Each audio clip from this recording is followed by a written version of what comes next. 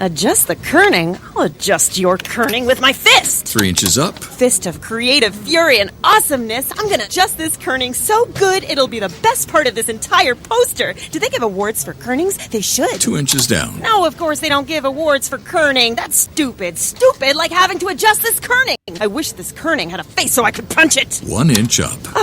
It's just kerning. I'll adjust it, but I don't have to like it. Right height, right attitude.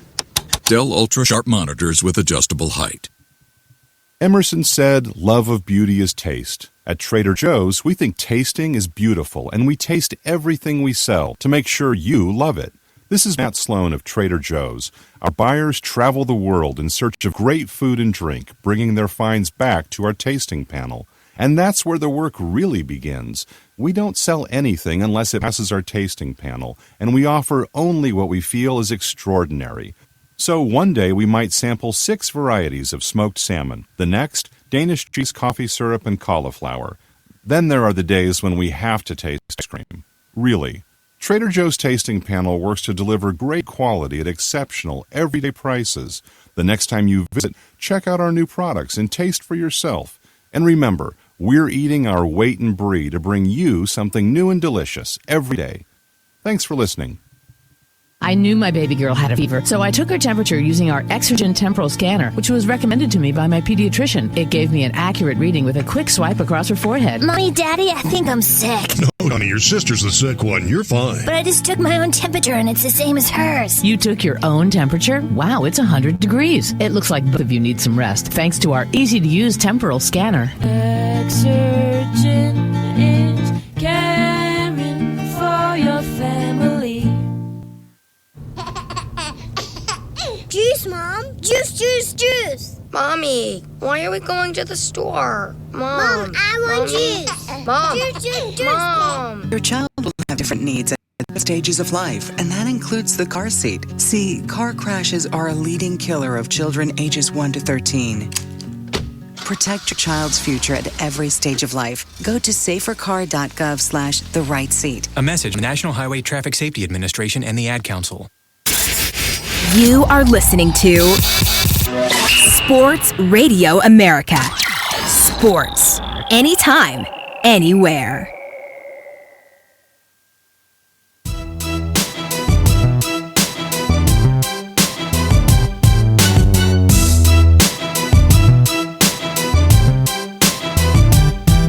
Welcome into Clutch Talk Sports Radio Live. Now here's your host, Kevin Gray. Good afternoon. Welcome to Clutch Talk Sports Radio Live on the Sports Radio America Network, presented by Media MPC and live on YouTube. You go to ClutchTalkSportsRadio.com and follow everything for the Clutch Talk Sports Radio Live show.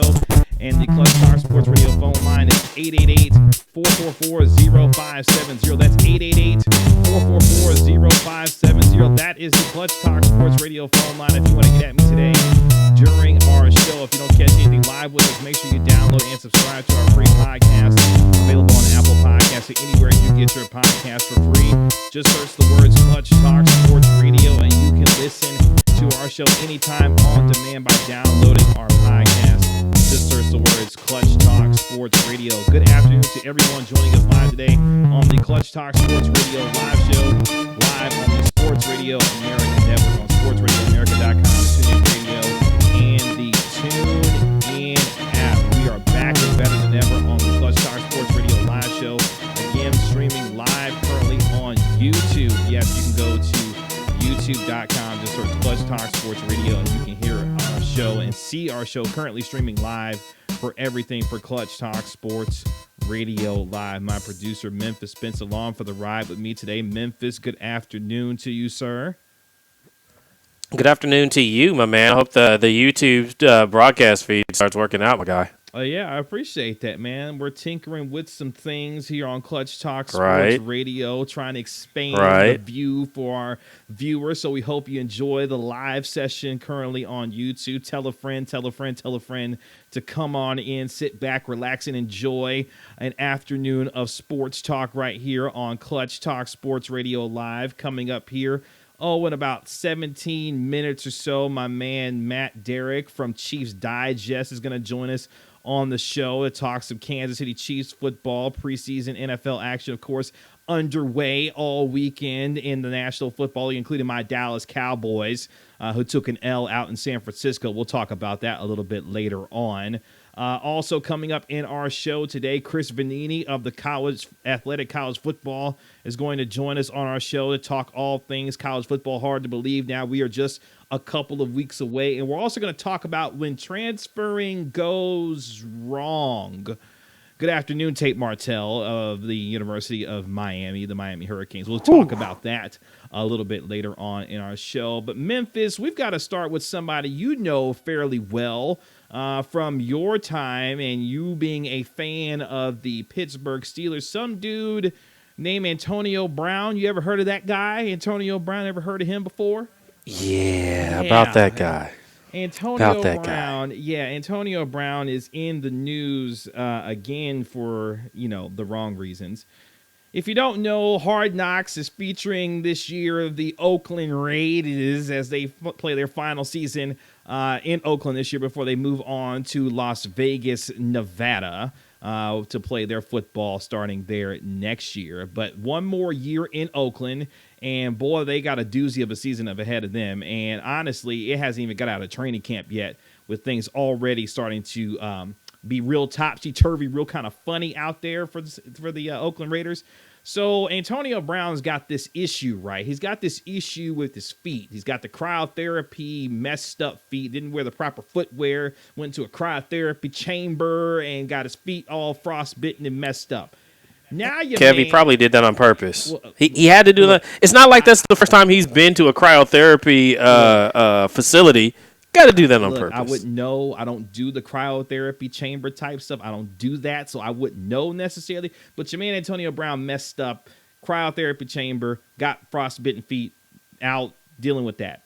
Then there comes news from Adam Schefter and Michael Silver of the NFL Network and ESPN talking about the idea that your man Antonio Brown isn't filling the helmet that he's now has to wear. He's not able to feel comfortable in the new approved helmet that the NFL is asking Antonio Brown and Tom Brady and others to wear. Because remember, the NFL wants to try to prevent CTE and try and reduce CTE and reduce head injuries and concussions and the like. And one of the ways that they're trying to do that is to get guys to wear league-approved helmets in the NFL. Your man Antonio Brown, no, isn't necessarily feeling that, Memphis. He doesn't like the new helmet. He said it obstructs his vision when he's trying to catch the football, and he doesn't necessarily like it. This sounds like a whole lot of excuses. Excuses. Look, I'm just the messenger here, okay? I'm just the messenger talking about this, okay? So Antonio Brown's like, look, man, I don't want to wear this helmet. I think this helmet's whack. I don't want to wear it. And if I'm not going to be able to wear the helmet that I'm accustomed to wearing, that I've worn throughout my entire career, guess what, Oakland? I quit. Dave Bautista, I quit. I quit playing football. That is the rumor that is circulating around Antonio Brown, is that he has told the Oakland Raiders that if he doesn't get to wear the specific helmet that he loves to wear playing in his football career, that he's going to quit. He's going to stop playing football and retire altogether. Now, that's very interesting because your man Antonio Brown, if he decided to quit playing football over a helmet, he would forfeit $30 million. I don't think your man Antonio Brown's in the business of forfeiting $30 million. And then there was news today that came out by the NFL PR guy. He's literally at NFL PR guy, Brian McCarthy, on Twitter saying, quote, the player can't practice or play in games with equipment that's not approved. If he doesn't play or practice, he is in breach of his contract and doesn't get paid. NFL policy is that helmets have to be certified by the NOSCAE. They don't certify equipment that's older than 10 years, end quote. That is from Brian McCarthy at the NFL PR guy. You can follow him on Twitter if you would like to. So basically the NFL addressing your man Antonio Brown saying, look, Antonio, you need to get your tail in camp and wear this helmet, because if you don't wear this helmet, not only are you in breach of contract, we are not going to approve the helmet that you like to wear and that you've been wearing in the past in your career, because that helmet is 10 years past its prime. So, Antonio Brown, you need to get into camp. And look, the Oakland Raiders are a nutcase of a football team as it is. Your man, John Gruden, isn't into dreams anymore. He's into nightmares. Okay, he's into that sort of thing. You got Richie Incognito. You got Vontaze Burfict. You got Antonio Brown. Now, look, Antonio Brown, to me, isn't necessarily a bad guy. Not a bad guy. He's just a little quirky guy. Got some quirks about himself. And, you know, at Pittsburgh, the Pittsburgh Steelers know all too much about the quirkiness of Antonio Brown and what he brings to a football team. This is a distraction that, yes, isn't necessarily what you want if you're the Oakland Raiders, but guess what? You're not necessarily dissuading it either because it makes for compelling conversation and television. Exactly. Let me tell you what's not going to happen. Antonio Brown is not going to walk away from the game of football $30 million. Let me tell you why. Antonio Brown, per sources, yes, I have some of those, per sources says that, you know what? Antonio Brown isn't necessarily in a position to really forfeit $30 million because, you know, my man's financials aren't necessarily, they're a little shaky. His financials are a little bit. So your man Antonio Brown can't necessarily forfeit all that money because his finances is a little shaky. Not necessarily to say that he hasn't handled his business, but he hasn't handled his business probably the best way possible for his situation, which puts him in a position to where, you know what, my man can't forfeit $30 million just to be given away by retiring from the game of football. And that's a problem for Antonio Brown, that is.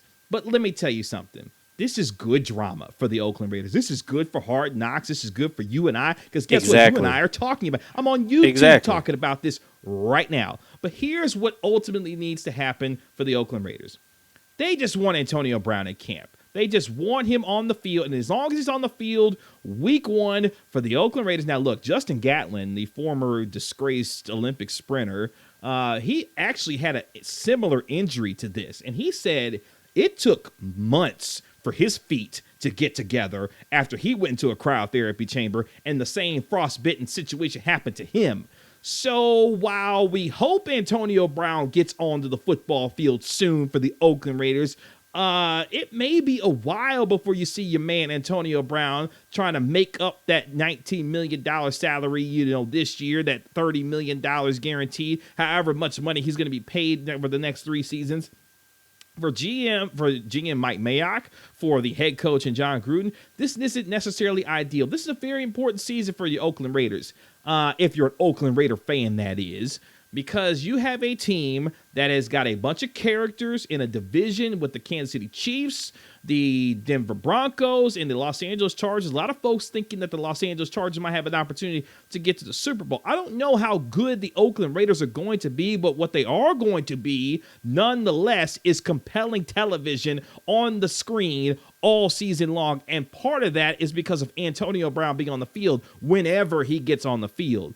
But let's pump the brakes on this whole thing. Look, the preseason so far has been kind of mundane. We'll talk a little bit more about the preseason here a little bit later on in our show with respect to the Dallas Cowboys and your man Dak Prescott, Dakota Rain Prescott. We'll talk about that a little bit later. But at the same time, it's early. Teams are still in camp. Teams are still trying to figure it out. And the Oakland Raiders are at the top of that list. And my goodness, look, this is why, for me, this bothers me so much with Antonio Brown, okay? Antonio Brown put himself in a situation, in a space where he wanted to get out of Pittsburgh and lined out the reasons why he wanted to get out. Mike Tomlin, Ben Roethlisberger, some of the way he felt like he was treated in Pittsburgh. Yes, he's a diva of a wide receiver. That is not to be questioned. But at the same time, Antonio Brown had very real reasons for him, at least, as to why he felt like he was ready to get out of Pittsburgh. And he outlined those, in particularly when he talked to Jeff Darlington earlier this spring. And guess what? He got out. The Oakland Raiders traded for him. But here's why the Antonio Brown situation is really kind of ridiculous. Because it makes the Pittsburgh Steelers look really smart in getting rid of him. I'm not saying that the Pittsburgh Steelers are going to be better without Le'Veon Bell and Antonio Brown. We saw that they were able to play without Le'Veon Bell last year and played fairly okay. I don't know how good they are without Antonio Brown, but now you have the situation with all the drama, the cryotherapy, frostbitten feet, the helmet drama with Antonio Brown. It makes GM Kevin Colbert. It makes Ben Roethlisberger and his 52 kids look like the grown-ups in the room now. Now that Antonio Brown's out here acting a fool and a nut over a helmet, potentially forfeiting $30 million. That is where we are. The Pittsburgh Steelers looking good out of all of this. The Pittsburgh Steelers fans cheering and celebrating and feeling good about the fact that, we got rid of that problem child in Antonio Brown and all his diva ways and all the stuff that comes with Antonio Brown. And now that's Oakland's problem. That's John Gruden's problem. That's Mike Mayock's problem. That's Hard Knocks' problem. They get to deal with all of that. And Pittsburgh is shining and smiling and happy about the idea that Antonio Brown for Hard Knocks though, it's gold. Oh, it's television gold. But here's the interesting part: the preview of the next episode of Hard Knocks came out today. There wasn't any mention of Antonio Brown in terms of his situation, which is interesting because there were reports how all of this got started.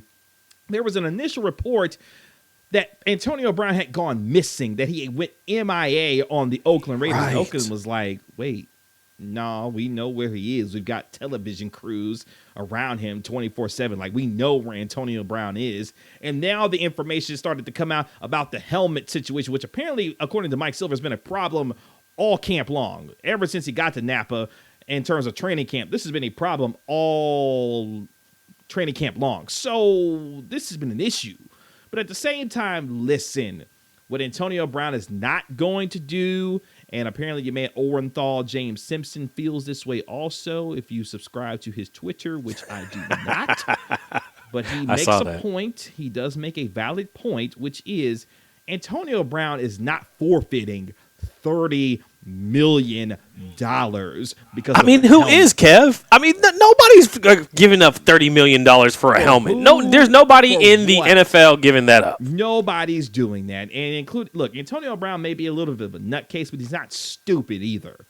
To give up $30 million in guaranteed money over a helmet is ridiculous. And I don't think ultimately that your man Antonio Brown will do that. But you know what?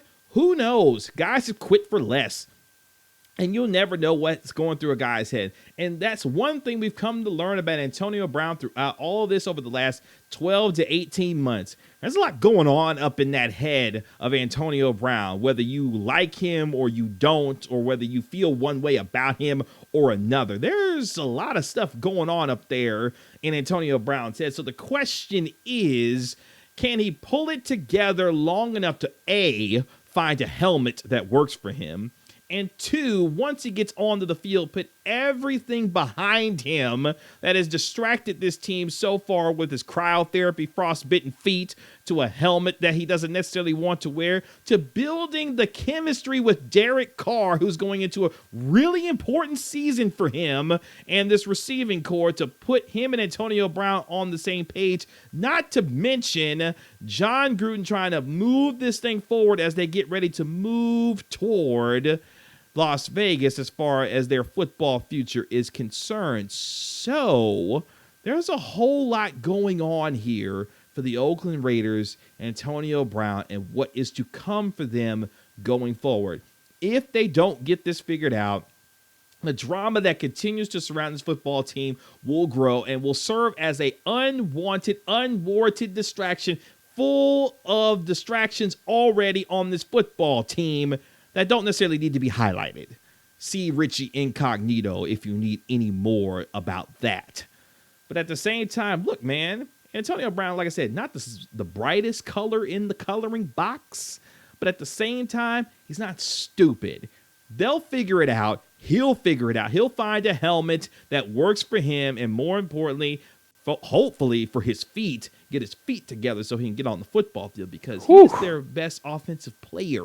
And he needs to be on the field like yesterday, not tomorrow, like not right now, like yesterday. So hopefully for Antonio Brown, he gets it figured out. But you know what? Who knows? It's the Clutch Talk Sports Radio live show, streaming live on YouTube and on sportsradioamerica.com. Coming up next, we're going to talk to Matt Derrick of Chiefs Digest. Patrick Mahomes is the reigning, defending MVP. We're going to talk about the expectations for him and the Kansas City Chiefs next. Clutch Talk Sports Radio live show. Come back with us.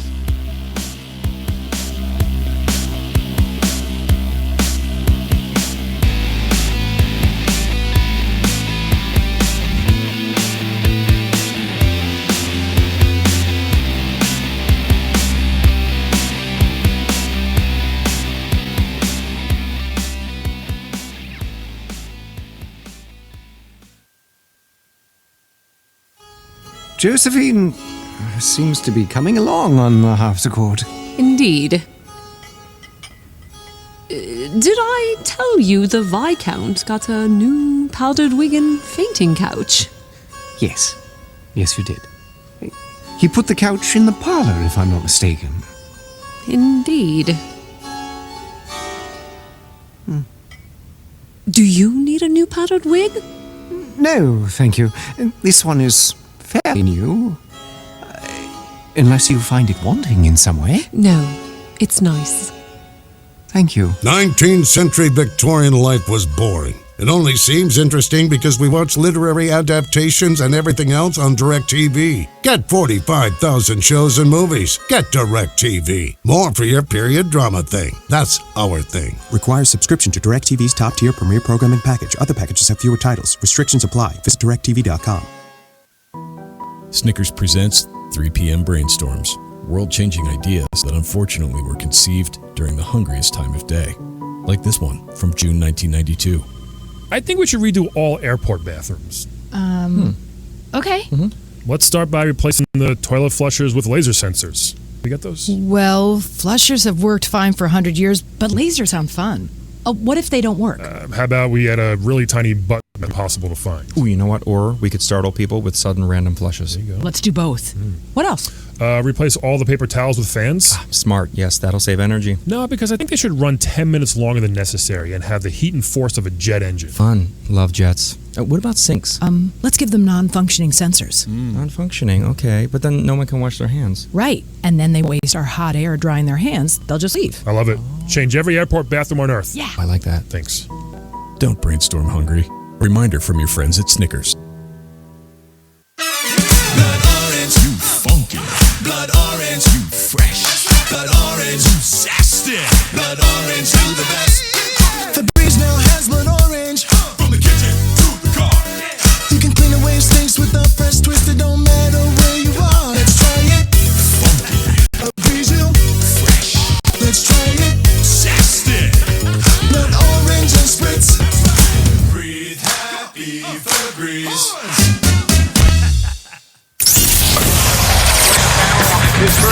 You are listening to Sports Radio America. Sports, anytime, anywhere.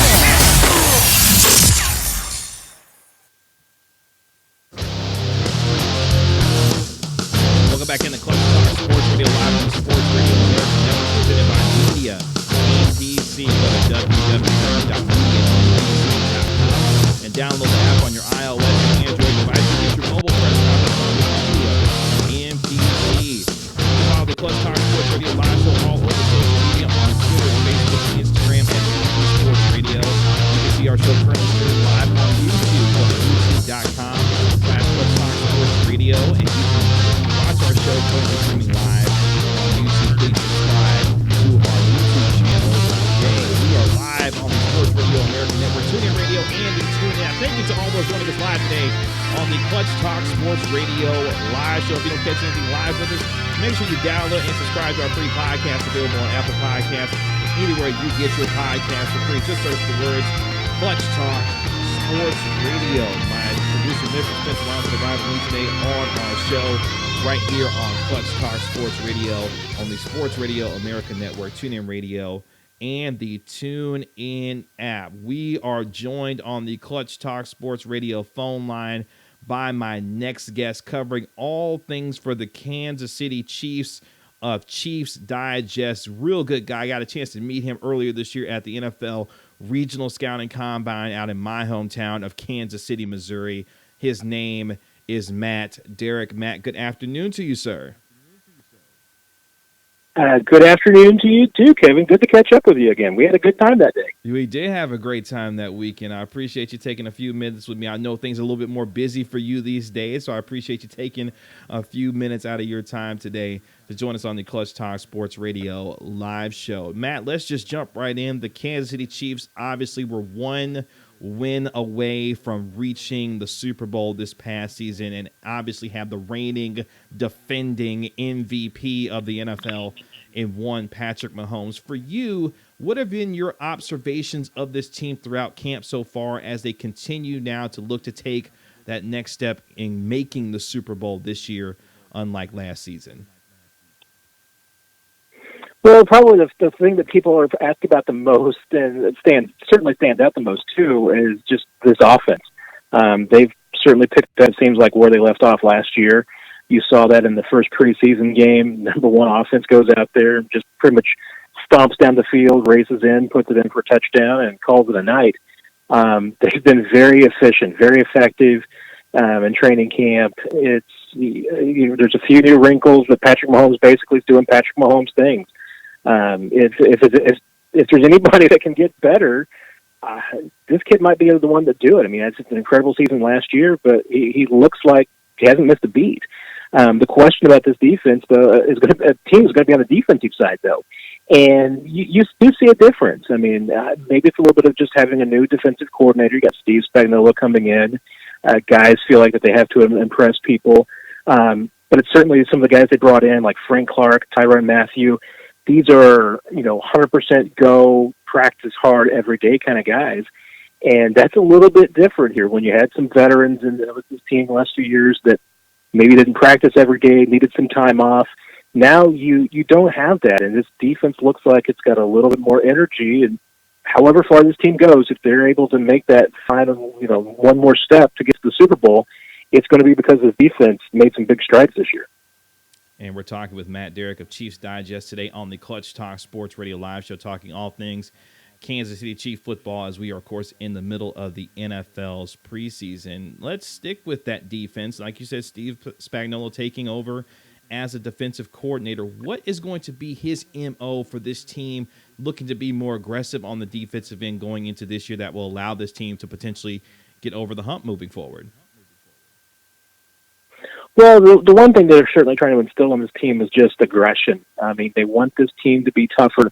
It's something that General Manager Brett Veach really tried to start putting in when he took over in 2017, of trying to bring in guys who have that, who bring in that mentality of maybe being a little bit more in your face, maybe being a little bit more emotional. That's kind of the things they're going for because, Steve Spagnuolo still doesn't quite know what he has here. And they're putting in a new defense to move into the 4-3. So you got some guys who are all learning new roles, and Spagnuolo's trying to learn these players. But, right now he doesn't really, have a firm grasp on how everybody fits in and maybe what they're going to do best. He's still mixing in with coverages and trying to do some experimenting with some different things. They're doing a lot of rotation. We saw like 6-7 guys rotating through on the defensive line today in practice, as you're just trying to figure out, what's their best rotation. So, we don't know what this defense is really going to be yet. It really is a work in progress. But the one thing overarching thing that they want to do is they just want this team to play more aggressive, to play tougher, to punch some people in the mouth. And that's something that they really didn't do the last couple of seasons. This team and the Kansas City Chiefs adding some new additions, including new defensive coordinator Steve Spagnuolo, Tyrann Mathieu now joining this team after coming over after spending last year with the Houston Texans. We're talking with Matt Derrick of Chiefs Digest today on the Clutch Talk Sports Radio Live Show, streaming live on YouTube and also on sportsradioamerica.com. So let's look at Andy Reid and this football team. Already talking about that there will be a running back by committee as far as the running back position is concerned. But for you at Andy Reid, how important of a year is this, knowing how close this team was last year, to now get this team over the hump with him still being the head coach of this football team? It's a big year. I mean, because this team feels like they're built for long-term success. And you've got Patrick Mahomes. I think would certainly have to feel that way. But there's also some recognition that you've got Mahomes when he's young and not hitting that much against the cap, and so now's the opportunity to surround him with pieces that allows you to maximize the value that he is right now. So there's certainly a little bit of pressure there. But this team, they made it clear. Going to the Super Bowl is a successful season. Winning it is what they want to do, and if they don't win it, it's not a successful season. But at the same time, there's not a lot of I don't think concern that this is win now. You have to win now because there's a window closing. They feel like this is just the opening of a window. It's going to be around for a while. And Andy Reid, he's 61. That's not terribly old in coaching standards, but And there's a lot of people around him who will tell you that, you know, the last couple of seasons he's had another bounce in his step and seems a little bit invigorated. And it's hard not to make a connection between that and his quarterback, because he's really seems like he's having a lot of fun designing an offense around this guy. Andy Reid looking to get this team back into the Super Bowl this year after getting so close, having the home field advantage, and ultimately falling to the New England Patriots. Andy Reid looking to build again around young Patrick Mahomes. We're talking with Matt Derrick of Chiefs Digest on the Clutch Talk Sports Radio Live Show. My name is Kevin Gray, host of the Clutch Talk Sports Radio Live Show on the Sports Radio America Network. So when we start looking at overall expectations for this team, Matt, obviously very high going into a new season, but yet in a division where a lot of folks feel like the Los Angeles Chargers have a terrific chance to potentially get out of the AFC West. Also, when you start looking at their overall schedule and in terms of who they play this year, how good can this Chiefs team ultimately be given what they had in terms of success last year, but also looking to turn the page this year? I mean, just looking at it on paper, you'd have to think this team has to be in contention for going back to where they were last year, maybe making a run at the Super Bowl. The offense looks like it's there. I mean, like I said, it doesn't look like there's been any drop-off in that offense, and they've just getting a little bit better. They've added a few new weapons. McCole Hardman at receiver is going to be a really interesting matchup with Patrick Mahomes and some of the things that those two might be able to do in the next few years. But the defensive side's got to be better, but you almost have to think they have to be better, because you add a guy like Tyrann Mathieu. He's essentially replacing Eric Berry, who for all intents and purposes, didn't play the last 2 years with so many games he missed. And even when he did come back at the end of last season, he wasn't himself. So that's a big upgrade right there. Yes, you do lose Dee Ford, you do lose Justin Houston, but with the move to the 4-3, you're mitigating that a little bit. The addition of Frank Clark, I think the addition of Alex Okafor might be truly underrated, because he looks like a really nice piece on the opposite side that can do a lot of different things. Okafor's a really athletic guy. He's looked really good in camp as somebody who can get pressure on the quarterback, get his hands up, tip a lot of balls. We've seen that defensive line doing a lot of those things. So, yeah, you do miss some pieces from last season, and you are going through a transition. But if you look at it on paper, this should be a better defense. If the whole adds up to its parts, it should be better. And that's all this team needs, is a defense that's a little bit better. And again, we're talking with Matt Derrick of Chiefs Digest today on the Clutch Talk Sports Radio Live Show, talking all things NFL preseason and specifically with the Kansas City Chiefs. So when you start looking at standout players in camp, obviously a lot of observations going on in camp for you. We'll start offensively. Who for you has been a standout for you offensively in training camp so far that a lot of folks aren't necessarily talking about right now? Well, outside of the big names, probably the one that's drawn the most interest is Darwin Thompson, sixth-round running back in this year's draft. He's a really interesting player. I mean, he's undersized for what most NFL teams want at running back. The Chiefs want these 6-foot, 220 guys. He's not that. He's 5'9", 195. He looks like just one giant muscle. So, I mean, this guy is built. The only words that people seem to be used to describe him is just rocked up. We saw him, in his first game the other night, has a lot of contact balance, doesn't seem to go down with the first hit, kind of keeps those legs moving. And it seems like he's got pretty good hands, too. He's been involved in the passing game. And, he follows up today at practice after the big night the other night. He had a touchdown reception. He follows that up, and it seemed like the quarterbacks are just finding him all day long. He's just becoming looks like he's got a lot of confidence. And putting that together with the skills that he has, looks like, he's been a player that's really looks like he might break out and could be a very important part of that running back by committee. And for you on the defensive side of the football, who's been a guy that's stood out for you so far as training camp is concerned? Yeah, it might not be underrated as much because he's a second-round pick, but Juan Thornhill looks like the real deal, the safety. I expect that he's going to start. He saw most of the action today with the first team defense for the first time during this camp. They don't want to put a lot of pressure on him. They want to kind of let him ease into it. But he's the second best safety they have on the team right now behind Mathieu. I mean, that's what you can see on the field. And he pairs really well with Mathieu, because Tyrann wants to point up close to the line of scrimmage. to be that guy up there. And Thornhill's got speed. He's got, really good speed. So he makes a good guy to have on the back end. And, we saw today, he's not running step for step, which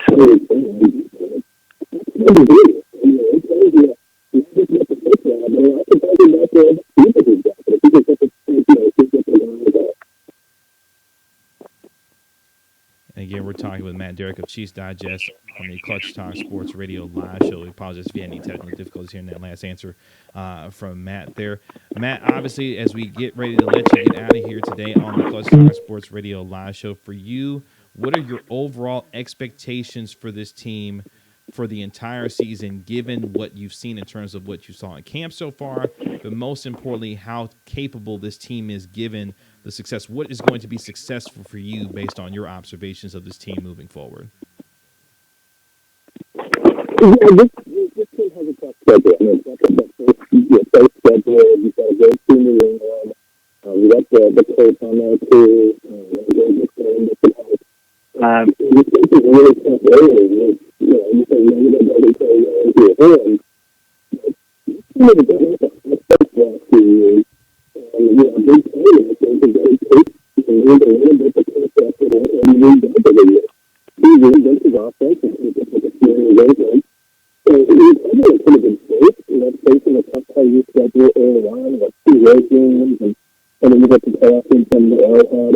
Then maybe you're going to experience, as it would be in some situations, because if you can, keep that offense fresh. And they got a lot of things into the end to help out. One big thing, these two things are nothing after the end drive. The Chargers came in and won out Kansas City in December. But, until you beat the Rams, I think you got to still think that the Chiefs are the favorite. To me, I'm back and forth between whether this is a 13-3 or 12-14. I think anything other than that, whether or not it's a disappointment. Could they come out and just dominate? Is it 14-2 with this offense? Yeah, I'm thinking it's possible if you can improve just a little bit. But this team expects to compete for a Super Bowl, and I don't see any reason that we can change it. Just think that it's going to be in that conversation. We will see how this Chiefs team progresses moving forward. Matt Derrick of Chiefs Digest, I appreciate you taking the time with us on the Clutch Talk Sports Radio live show. Make sure you all go and check out Matt on Twitter. You can find him there. He does tremendous work for Chiefs Digest at Matt Derrick, MattDerrick on Twitter. Matt, thank you so much for the time. We sincerely appreciate and look forward to talking to you again throughout the season for the Kansas City Chiefs.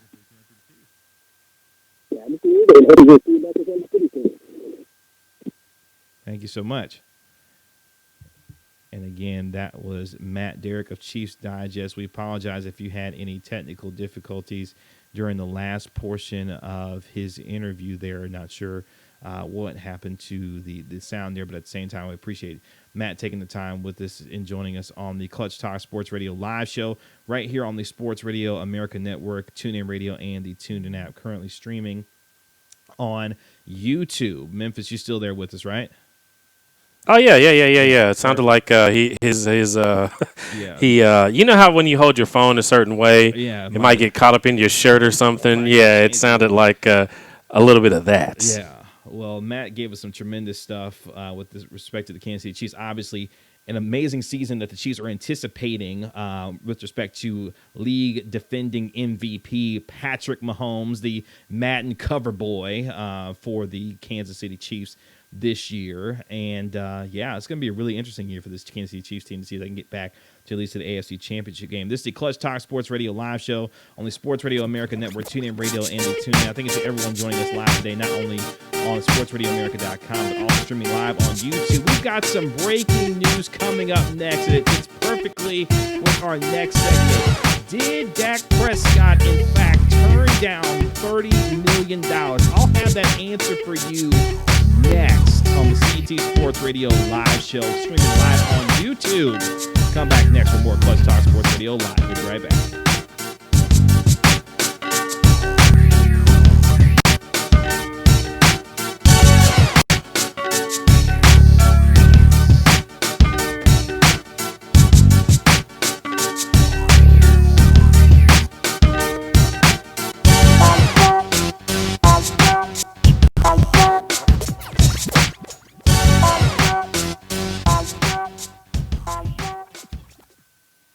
you can learn to DIY just about anything. Today I'm going to teach you how to defend yourself in a court of law. It's important to wear a fancy suit. That way, if they ask for evidence, you can point to it and say, Exhibit A. After all, some things are better left to the pros, like buying a home, because without an expert to guide you, you could be headed for trouble. If you're backed into a corner, throw out a few objections. Works every time. So DIY yourself a favor and get Realtor. Head to Realtor.com/GetRealtor today. Realtors are members of the National Association of Realtors. Stop global swarming! Global swarming is real, and the mosquitoes are back. Call Mosquito Nix immediately, helping stop global swarming and protecting outdoor lifestyles for over 15 years. Now offering 15% off all custom mosquito systems. That eliminates flying, biting, pesky mosquitoes and insects. 15% off all custom mosquito systems. Mosquito Nix, the best in the business. Find them at mosquitonix.com. Offer for a limited time only. How to be cool. Brought to you by Air King fans. Tip 91. Put on a leather jacket. Now take off the leather jacket, because those things are hot. Sit by an Air King fan until coolness is achieved. Now that's cool. Clear the road. We have supplies inbound. Are you a problem solver? The Air National Guard never shies from tomorrow's problems. We run to them. Ready for world-class military training and global missions? Help us sign the blueprint for a better future.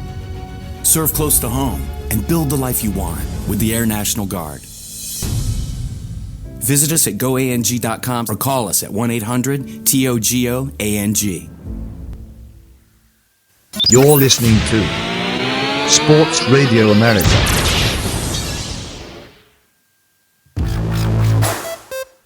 Welcome back in the Clutch Talk Sports Radio live on the Sports Radio America Network presented by Media MPC. Go to www.mediampc.com and download the app on your iOS and Android device and get your mobile press conference on Media MPC. You can follow the Clutch Talk Sports Radio live show all over social media on Twitter, Facebook, and Instagram at CT Sports Radio.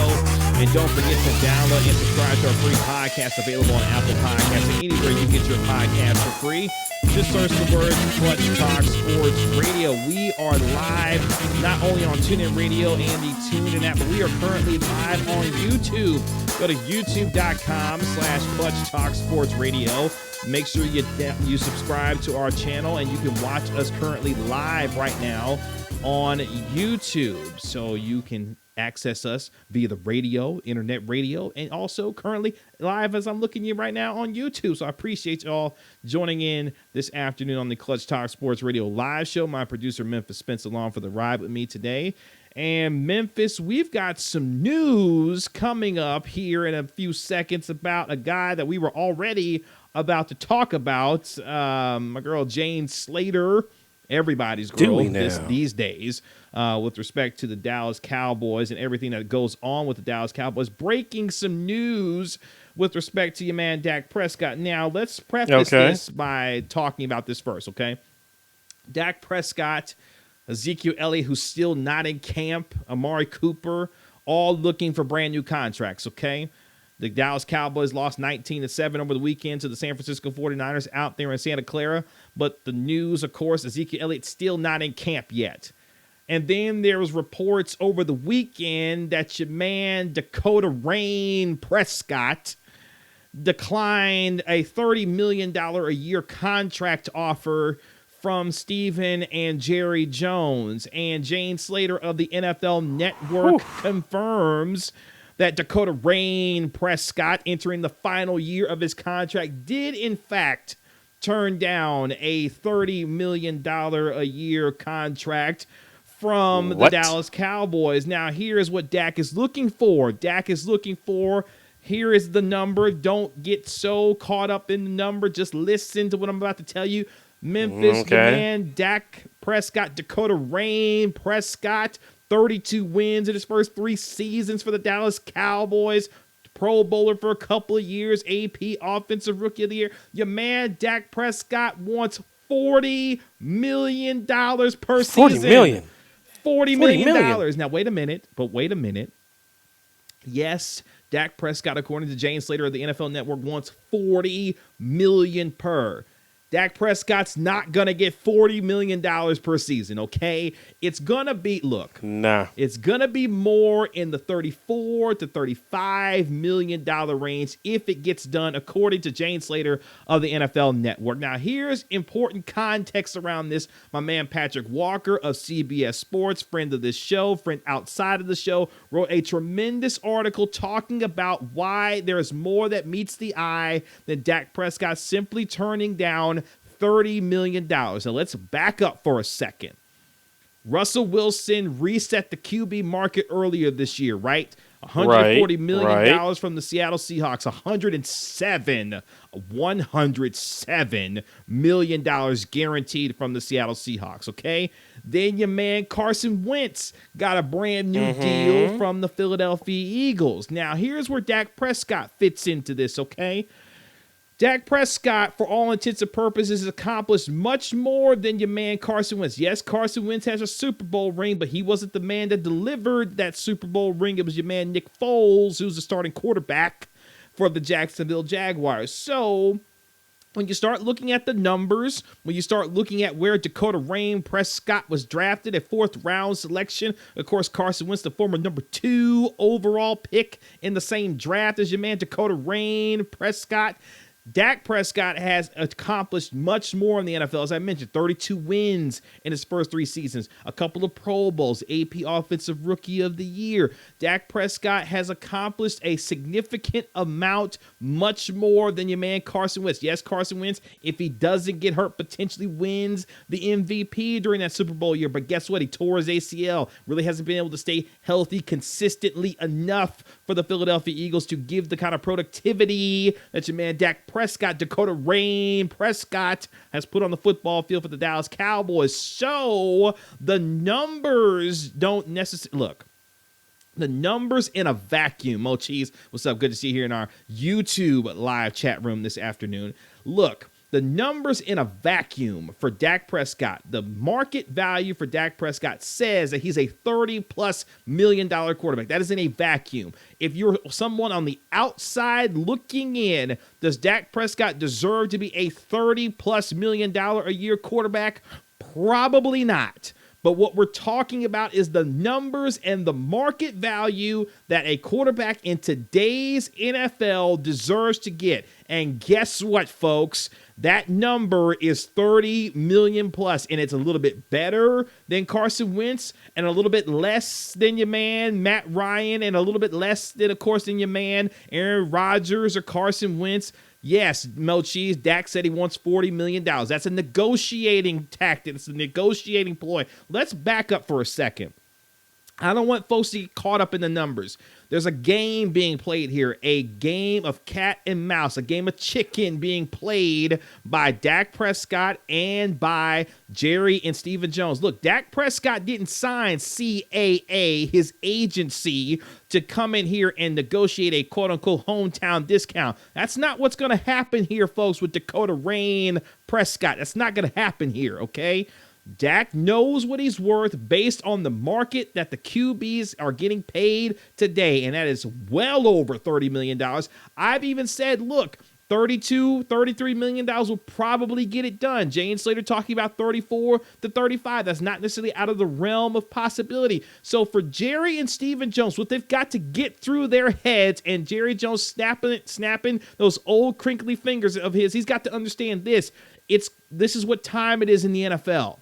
Dak Prescott, of course, has not accomplished nearly as much as Russell Wilson.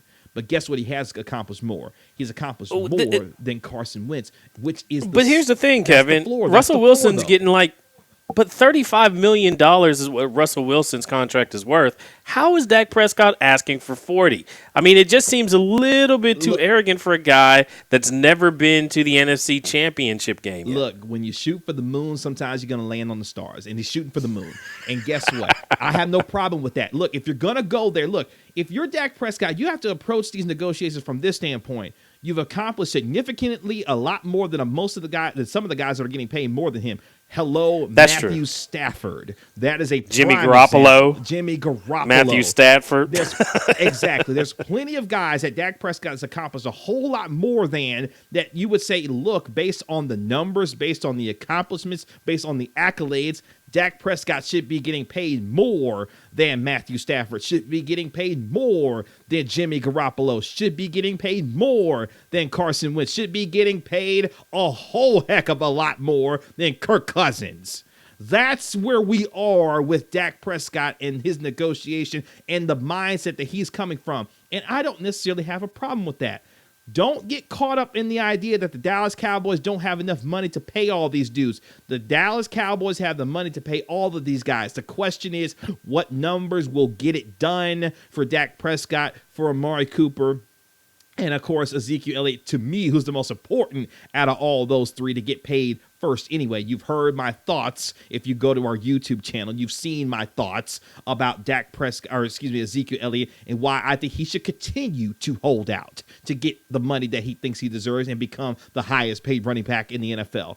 But here's the thing, and why the Dallas Cowboys might want to hurry up and get this thing done with Dakota Rain Prescott, okay? There are other quarterbacks that are coming down the pike that are going to be getting paid much more than Dak Prescott. And the longer the Dallas Cowboys wait to get Dak Prescott done, I'm not saying that Andrew Luck, I'm not saying Patrick Mahomes, who can't even negotiate a new contract right now because it's only his third year in the league. He can negotiate a new one after this upcoming season. But the longer this takes, the more expensive this is going to be for the Dallas Cowboys. Look, they've already messed up by letting Russell Wilson get his new deal. You already messed up by letting Carson Wentz get his new deal and establishing a number there. The longer this takes, the more expensive it's going to get. And the Dallas Cowboys better not put themselves in a position where they have to ask Dak Prescott or make Dak Prescott prove it in a contract year, because that's essentially what this is. This is a contract year for Dak Prescott, and we know how dudes get down most of the time in contract years. They go out and ball. So if this doesn't get done now, you're going to make Dak Prescott go out this year, and you're going to make him go ball, because I'm sure he wouldn't mind necessarily, if he had to, going to prove it out his worth again, and then put himself in a position where it gets even more expensive next year to pay him. So Dallas might want to pump the brakes and get this done now. Now, $40 million, that's an astronomical number. That is insane. Dak Prescott's never going to get $40 million. But guess what? Like I said, sometimes you shoot for the moon and you land on the stars. The moon is clearly full of $40 million for Dak Prescott to go ask for. He's probably going to land on the stars somewhere, and those stars are around $33 to $35 million. And guess what? That's okay, because relative to what the Dallas Cowboys may be trying to pay Dak Prescott, may be a little less than what Matthew Stafford is making relative to the cap percentage that he already gets. That's a problem if you're Dak Prescott, and you do not want to be in a position where you're getting, yes, maybe the same dollar amount as far as a Matthew Stafford or someone of that nature, but at the same time, a percentage less than the cap that a guy in Matthew Stafford's already getting. That's not what time it is if you're Dak Prescott. And here again is the other portion of this that we've got to talk about. The collective bargaining agreement is coming up very soon. If the NFL and the NFLPA do not get themselves, and they've already had meetings this week too, and one of the things they have not talked about and not gotten on the table yet is the revenue split yet between the NFLPA and the NFL owners. They've got to work that out. There's a potential work stoppage coming, and if players are trying to get their money now, Melvin Gordon, Ezekiel Elliott, Dak Prescott, they're trying to get their financial future set because a work stoppage most likely is coming. But at the same time, that's an underrated, underlying issue with all of these negotiations for all these guys trying to get their money. But more importantly, for the Dallas Cowboys, get this done as quickly as possible. You've established numbers from the Dallas Cowboys side of things, $30 million. Dak Prescott, an astronomical $40 million. So guess what? It's time to meet in the middle, around $33 to $35 million. Should get this done, and get it done quickly, because then you got to turn your attention to Ezekiel Elliott. And to me, that is the most important aspect about all of this. Look, Ezekiel Elliott could effectively walk into Jerry and Stephen Jones' office and say, look, the reason why Dak's getting his $35 million, why Amari Cooper is going to get his $14 to $15 million, whatever he's going to get as the number one wide receiver for this Dallas Cowboy football team, it's because of me, Ezekiel Elliott. I make this thing right. go. So look. Well, let me ask you this, Kevin. Let me ask you this, because this is a really good. If you are the Dallas Cowboys, if you're Jerry Jones, who do you prioritize here? Ezekiel Elliott or Dak Prescott? I mean, Ezekiel Elliott. Ezekiel? I've said it from day one. Okay. Ezekiel Elliott is the reason why all of this is even possible. Look, when you spend the number 4 overall selection on a running back, you are making that player a focal point, if not the focal point, of your entire football team, because he sets the tone, obviously from the running back position and the smash mouth running style that he has, but you're also allowing your defense to be fresh and be able to play faster and to play longer because he's chewing up the clock. Ezekiel Elliott is the most important football player on the Dallas Cowboys football team. It's not Dakota Rain Prescott. It's not Amari Cooper. It's not Jalen Smith. It's not Travis Frederick. It is Ezekiel Elliott. But at the same time, Dak Prescott is a byproduct of what Ezekiel Elliott's been able to produce from the running back position, making it easier for him. And again, it's a contract year. Most dudes go out and ball in their contract years. So if you're the Dallas Cowboys, you do not want to be in a position where you're saying, you know what, Dak, we're going to back off. We're going to back off. We're going to make you prove it one more year this year, and we're going to have you go out there this season, and let's see what you can do, and then we'll revisit these talks after the season is over with. Let's say Dak Prescott goes out there and throws for 4,500 yards, 35 touchdowns, only 10 picks, and leads the Cowboys to another division championship. That's an expensive move if Jerry and Steven are trying to play here. I don't think that's the move that you want to make, but guess what? Everything is now getting on the table, and this is what I don't like. I don't like these things being negotiated publicly. Most of the time when these things get done, they get done when things quiet down. It's really loud, and I know that's an oxymoron with describing the Dallas Cowboys because they like to be loud about everything that they do. But at the same time, when this gets done, how it gets done, it will get done when both sides shut up and stop talking about it in the media. Yes, Ezekiel Elliott is down there in Cabo doing his thing. Amari Cooper, look, is doing his thing quietly, handling his business. You're starting to hear, obviously, the rumblings about the numbers coming out between Dak Prescott and Stephen Jones and Jerry Jones and what they feel like he should be paid going into next year. And here's the other part I don't like about all this before we go to break. I don't like the language that the Dallas Cowboys use in talking about these contract offers that they're talking about with Dak Prescott and Ezekiel Elliott and Amari Cooper. Talking about the idea, especially with Ezekiel Elliott, that is a quote-unquote generous offer that they've made. We've generously put these players and offered them contracts within the top 5 highest paid at their position. This is not about generosity. This is some kind of charity. These are football players participating in car crashes for 3 hours on a time for 16 weeks, 17 weeks at a time, 20 weeks depending on if you get to the Super Bowl. I don't want to hear about generosity. I don't want to hear about your charity giving out these contracts. These guys have earned it. Dak Prescott has earned the right to ask, I guess, for $40 million. Ezekiel Elliott has more than enough earned the right to ask to be the highest paid player, highest paid running back in the National Football League. They've earned the right to at least ask for those things. So don't come to me, Jerry. Don't come to me, Steven, talking about some generosity and what you've generously offered Dak Prescott, Ezekiel Elliott, and Amari Cooper. You could shut up with that. These dudes have earned it. And more importantly, it's time to pay them. I don't want this to be a distraction for the Cowboys going into the rest of this preseason and into the regular season, because the way that things are going for Ezekiel Elliott, at least, this thing could last into the regular season. It's not what time it is if you're a Dallas Cowboy fan, especially listening to this show. You don't want to hear about that all season long from me. This is the Clutch Talk Sports Radio live show on the Sports Radio America Network, streaming live on YouTube and SportsRadioAmerica.com. Thank you to all those joining us live this afternoon on the Clutch Talk Sports Radio live show. When we come back, Gabo Sweeney versus Kelly Bryant versus the SEC versus the ACC, and where Jimbo Fisher and Tate Martell fit into all of this. We'll talk about that next on the Clutch Talk Sports Radio live show. We'll come back with this at the top of the hour on Sports Radio American Network on Clutch Talk Sports Radio live on YouTube. Back with us.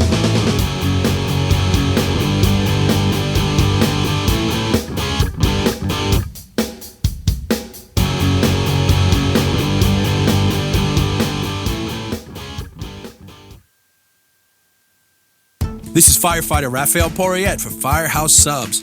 Introducing new Firehouse Pairs. Pair your favorite small sub with a signature side, like the awesome 5-cheese mac and cheese. And remember, a portion of every purchase at Firehouse Subs goes towards helping first responders.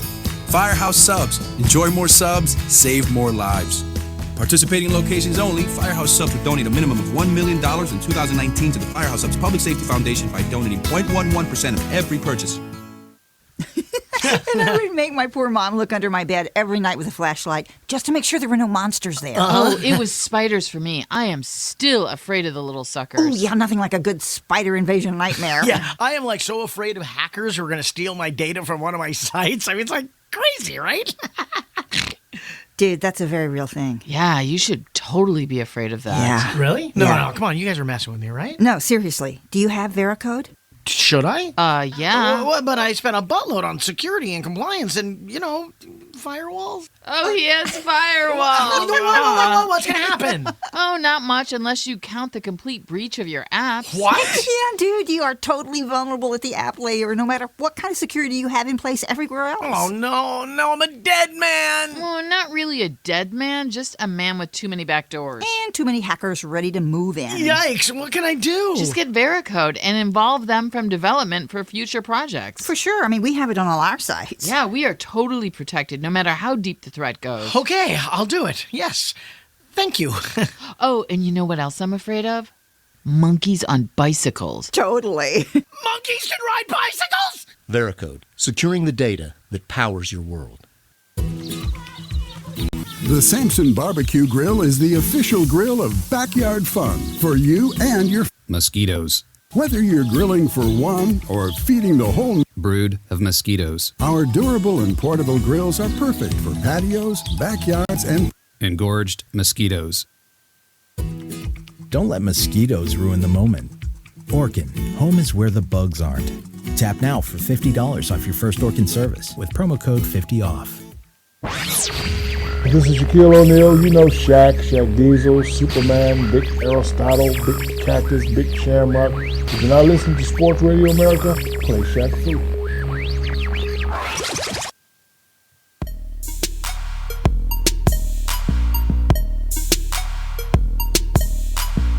Welcome back to Clutch Talk Sports Radio Live. Now here's your host, Kevin Gray. Good afternoon. Welcome to Clutch Talk Sports Radio Live on the Sports Radio America Network, presented by Media MPC. Go to www.mediampc.com and download the app on your iOS and Android device and get your mobile press conference on with Media MPC. If you don't catch anything live with us, make sure you download and subscribe to our free podcast, available on Apple Podcasts and anywhere you get your podcasts for free.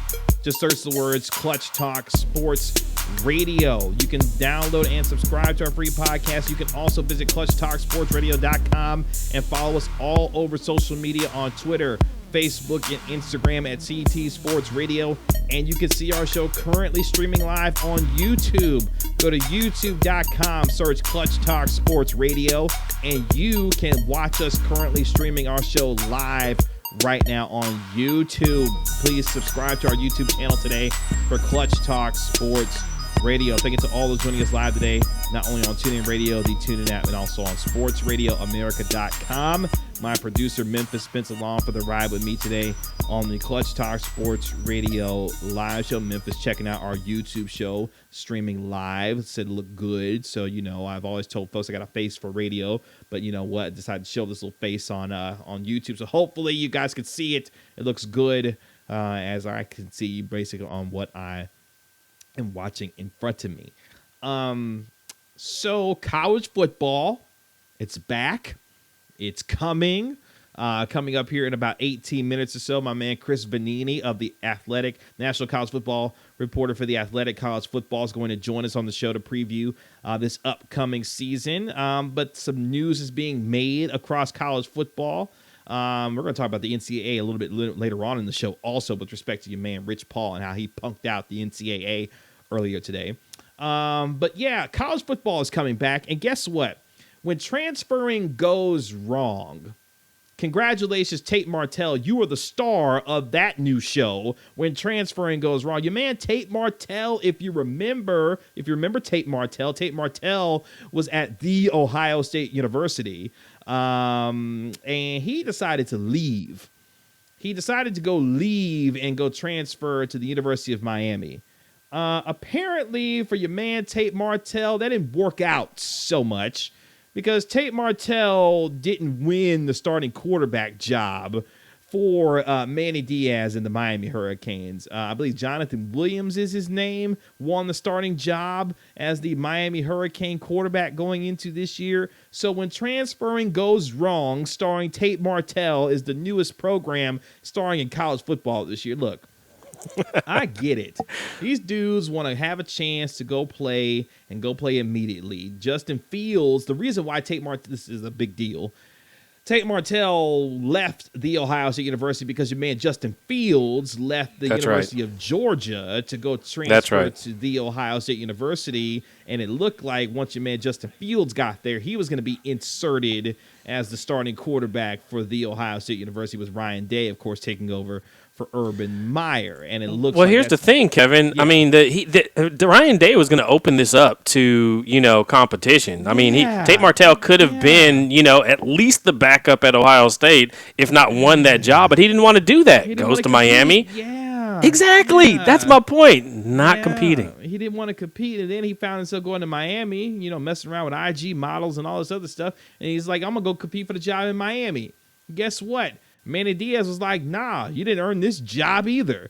So Tate Martell's a little bit of a pickle down there in Miami. I hope they get that figured out down there. But yeah, it's been a little bit of a joke today. If you've gone on social media and you've seen the stuff about Tate Martell, kind of interesting, a little embarrassing from a man Tate Martell, but at the same time, there you go.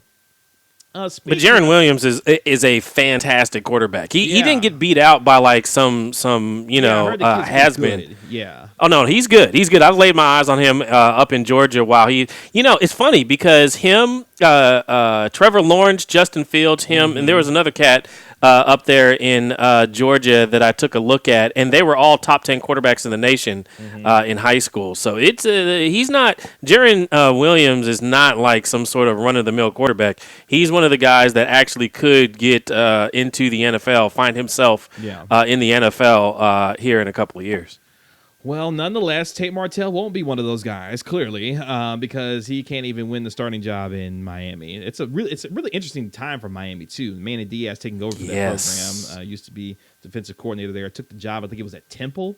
Then a few days or weeks later, that's right. Like, actually, nah. A couple weeks later. The job opened up and Mark Richt retired. And he's like, actually, I'm going to go back to Miami. I'm going to go take this job in Miami, my quote-unquote dream job. So, interesting times in the ACC. Speaking of the ACC, Dabo Swinney was in the news last week and continues to be in the news because, look, Dabo Swinney has earned every bit of his $93 million contract over the next 10 years to be the head coach at Clemson University. He's beat up on Alabama and won a couple of national championships. He's got a guy in Trevor Lawrence there who, look, NFL teams, if Trevor Lawrence came out today, Trevor Lawrence would probably be the number one pick in the NFL draft today. That is how much GMs are waiting for Trevor Lawrence to come out and come play football at the NFL level. But nonetheless, he's got one more year to get under his, well, he's got 2 years, actually, because this is going to be his sophomore year before he gets to the National Football League. So NFL teams, you need to pump your brakes and wait while Trevor Lawrence does his thing. But this thing between Tennessee, between Clemson and Alabama the tensions between the SEC and the ACC continue to rise because obviously not necessarily the new kids on the block in terms of the ACC, but over the last 5 to 6 years, the ACC has really taken it, especially in the college football playoff situations a la Clemson, has really taken it to the SEC as far as the college football playoff is concerned. Dabo Swinney apparently isn't buying the idea of the meat grinder that is the SEC.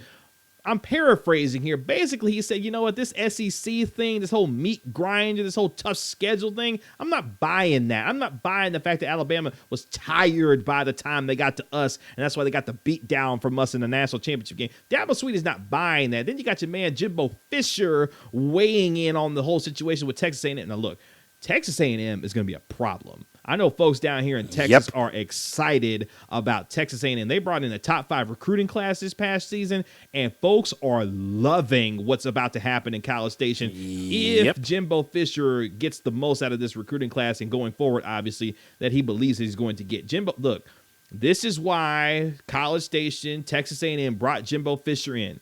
You got him after winning a national championship at Florida State University. You brought him in here to do and compete in Texas, and that's what he's already starting to do, bringing in a top 5 recruiting class. You made Jimbo Fisher got in on the conversation. It was like, look, if Clemson was in the SEC, they wouldn't be undefeated, okay? They wouldn't have such a, easy time going, getting an undefeated schedule, which is ironic because Clemson beat Texas A&M on Kyle Field last year.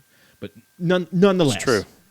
Jimbo Fisher's like, look, if Clemson was in the SEC, they wouldn't go undefeated. They'd have some problems in the SEC. Now, this obviously sparks a conversation about what we've talked about basically over the last decade and a half with respect to the SEC, especially after 2007 when Florida beat up on Ohio State in the national championship game. Speaking of Urban Meyer, when they beat up on Ohio State and won a national championship, the dominance of the SEC has been a topic of conversation. The SEC bias, quote unquote, has been a topic of conversation for the last basically decade and a half. And the question is, how long can Clemson sustain this kind of level in competing at the top of the SEC, at the ACC, obviously, but competing with the SEC as far as their teams are concerned? Look, the SEC for a lot of years has been really top heavy. There's been years where the depth of the SEC has been pretty spectacular. You think about years with teams like LSU, Alabama. Obviously, teams like Texas A&M have had their spurts with, Johnny Manziel and Kevin Sumlin when they were doing their thing there. There's been times when the SEC's been really deep. But really over the last few years, 3 to 5 years, the SEC's been really top-heavy. You got Alabama. LSU has done their thing sometimes. Texas A&M sprinkled themselves a little bit before they had their downturn, before they brought in, Jimbo Fisher trying to get the team back up on the upswing. The question is, though, look, Clemson has figured out the one thing that Alabama's been able to do basically over the last 10 to 15 years.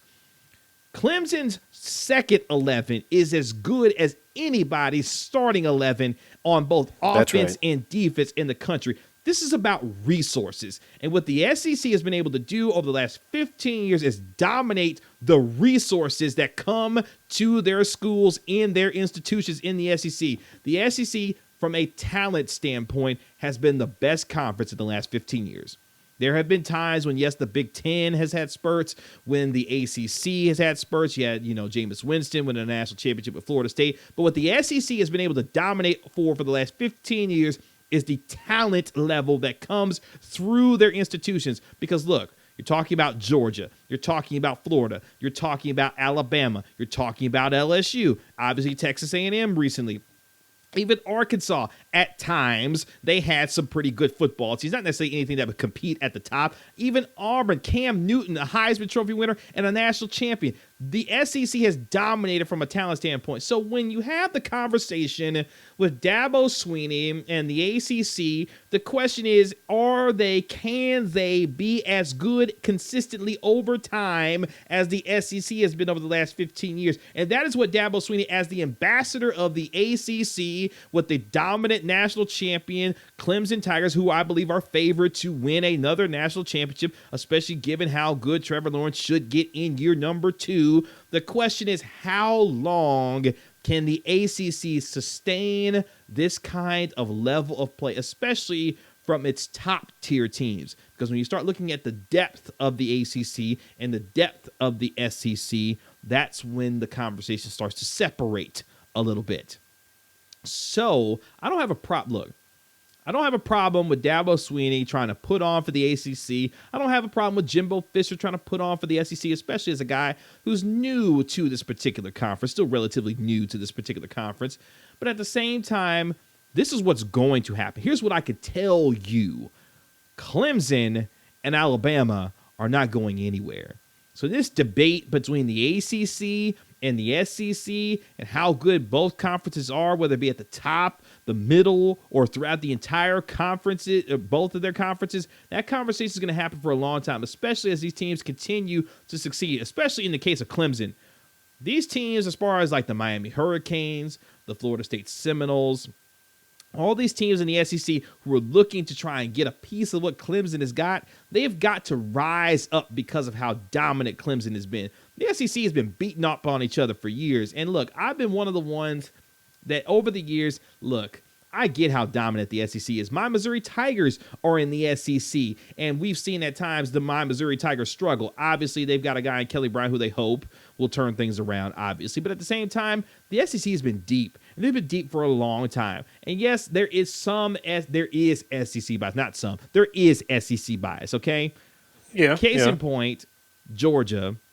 Georgia was salty last year because they felt like they should have been in the college football playoff. Let me tell you something. Georgia had no business being in the college football playoff. And then they promptly got beat down. Speaking of Texas, promptly got beat down by the University of Texas as far as the Sugar Bowl is concerned. Memphis, go ahead. What do you think about this conversation? Well, see, here's the between thing. The SEC and the ACC? Here's the thing. So the SEC has done a great job. A lot of times, and on my program, I threw this out. Clemson's never had a top 5 recruiting class. Now, that sounds strange because they've won a couple of champions. They've never had one. And it's the recruiting that they do and the recruiting that's done. Now, FSU has in these last 10 years, 20 years, or in recent memory. Clemson hasn't. The highest class Clemson's ever had is number 7, consensus-wise. Normally, they're not even hitting the top 10. What they're doing better than anybody else. See, this is what Brett Venables is not, the defensive coordinator, is not getting credit for. He's developing players for the NFL at a higher rate than Nick Saban. Nobody's saying that other than me, but I'm seeing that's what's happening. He's taking 3-star guys and making them first-rounders. He's taking 4-star guys and making them first-rounders.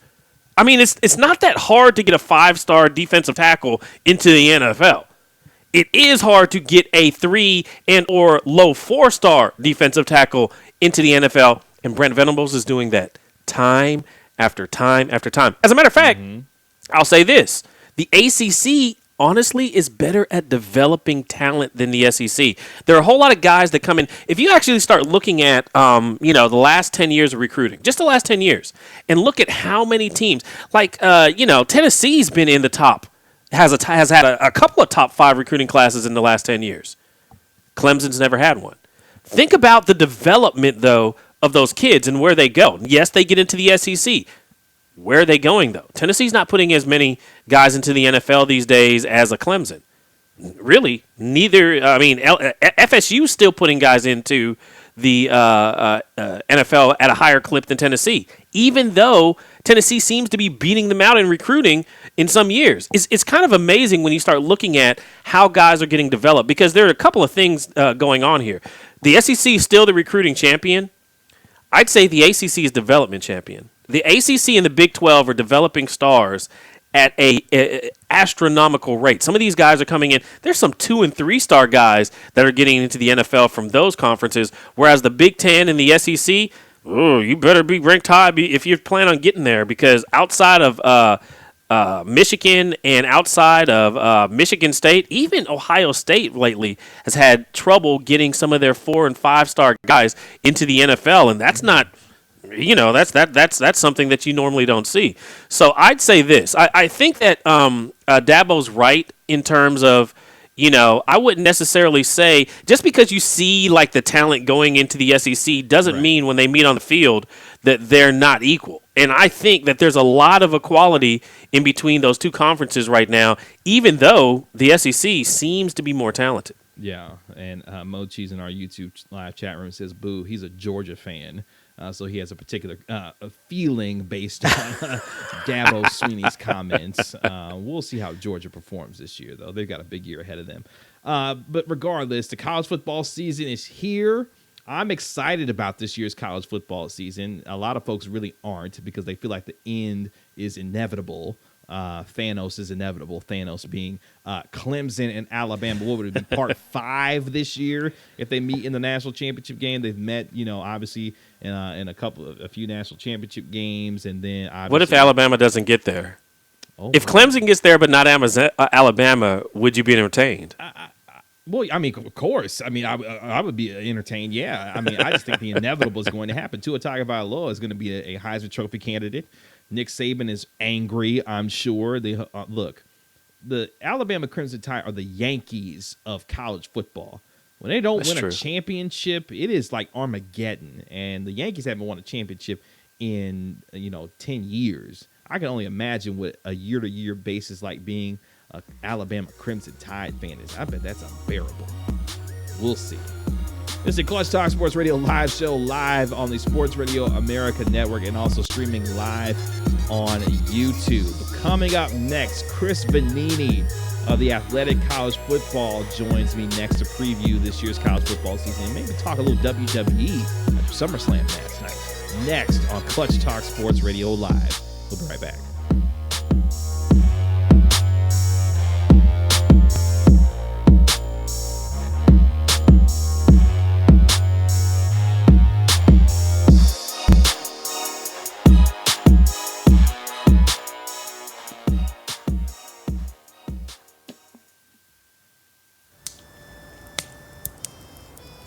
My horse has got some kind of problem with his foot. Oh, no. Well, I hope he's okay. Me too. Do you know what Cookie's making for supper tonight? Beans, I reckon. That makes sense. That harmonica's nice. Yeah, that's soothing.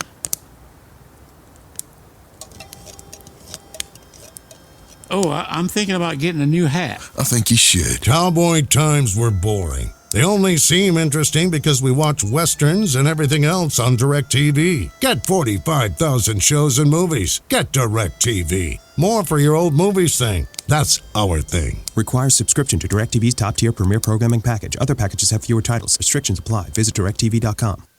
And now, the worst commercial ever. Hi, I am Justin Galvin, retired athlete from your local ball team, so I know a thing or two about insuring a landscaping business. I trust the pros, commercial auto and business insurance through Progressive. Get customized insurance solutions that'll hit a grand slam home run for you. Are we done?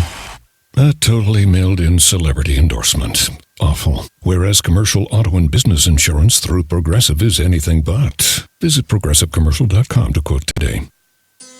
When you're straightforward, people can tell.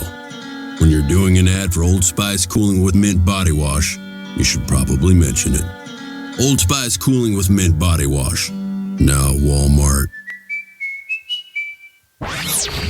This is Shaquille O'Neal. You know Shaq Diesel, Superman, Big Aristotle, Big Cactus, Big Shamrock. If you're not listening to Sports Radio America, play Shaq Fu.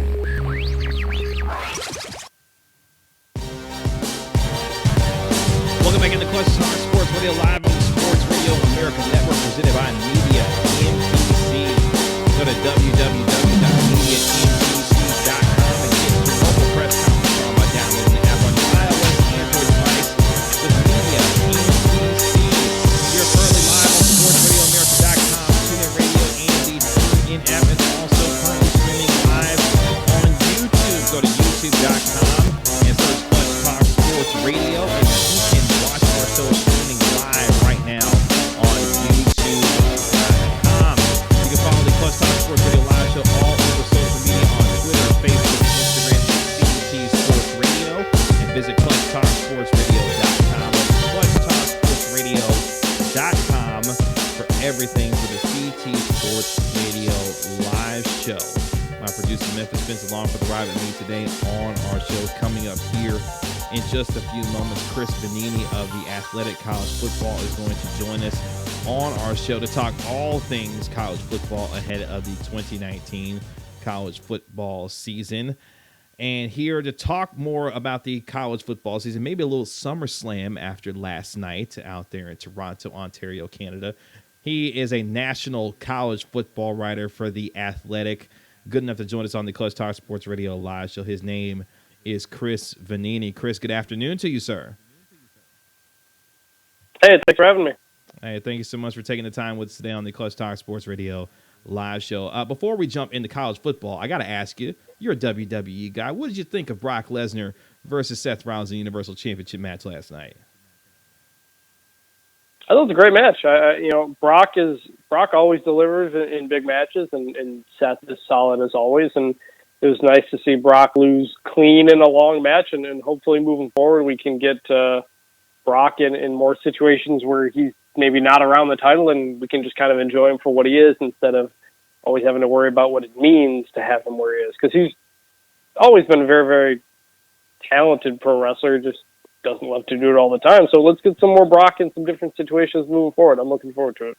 There we go. Seth Rollins winning the Universal Championship last night in Toronto, Ontario, Canada, against Brock Lesnar at WWE SummerSlam. We're talking with Chris Vanini of the Athletic College Football on the Clutch Tire Sports Radio live show. Let's talk about what we brought you here for. The new college football season is close and upon us. Before we jump into the overall preview of this year, what have you made of the SEC ACC conversation, Dabo Swinney, Jimbo Fisher, and the competing ideas about the schedule and the talent level that is the SEC and the ACC, and how that's being represented by both of these programs?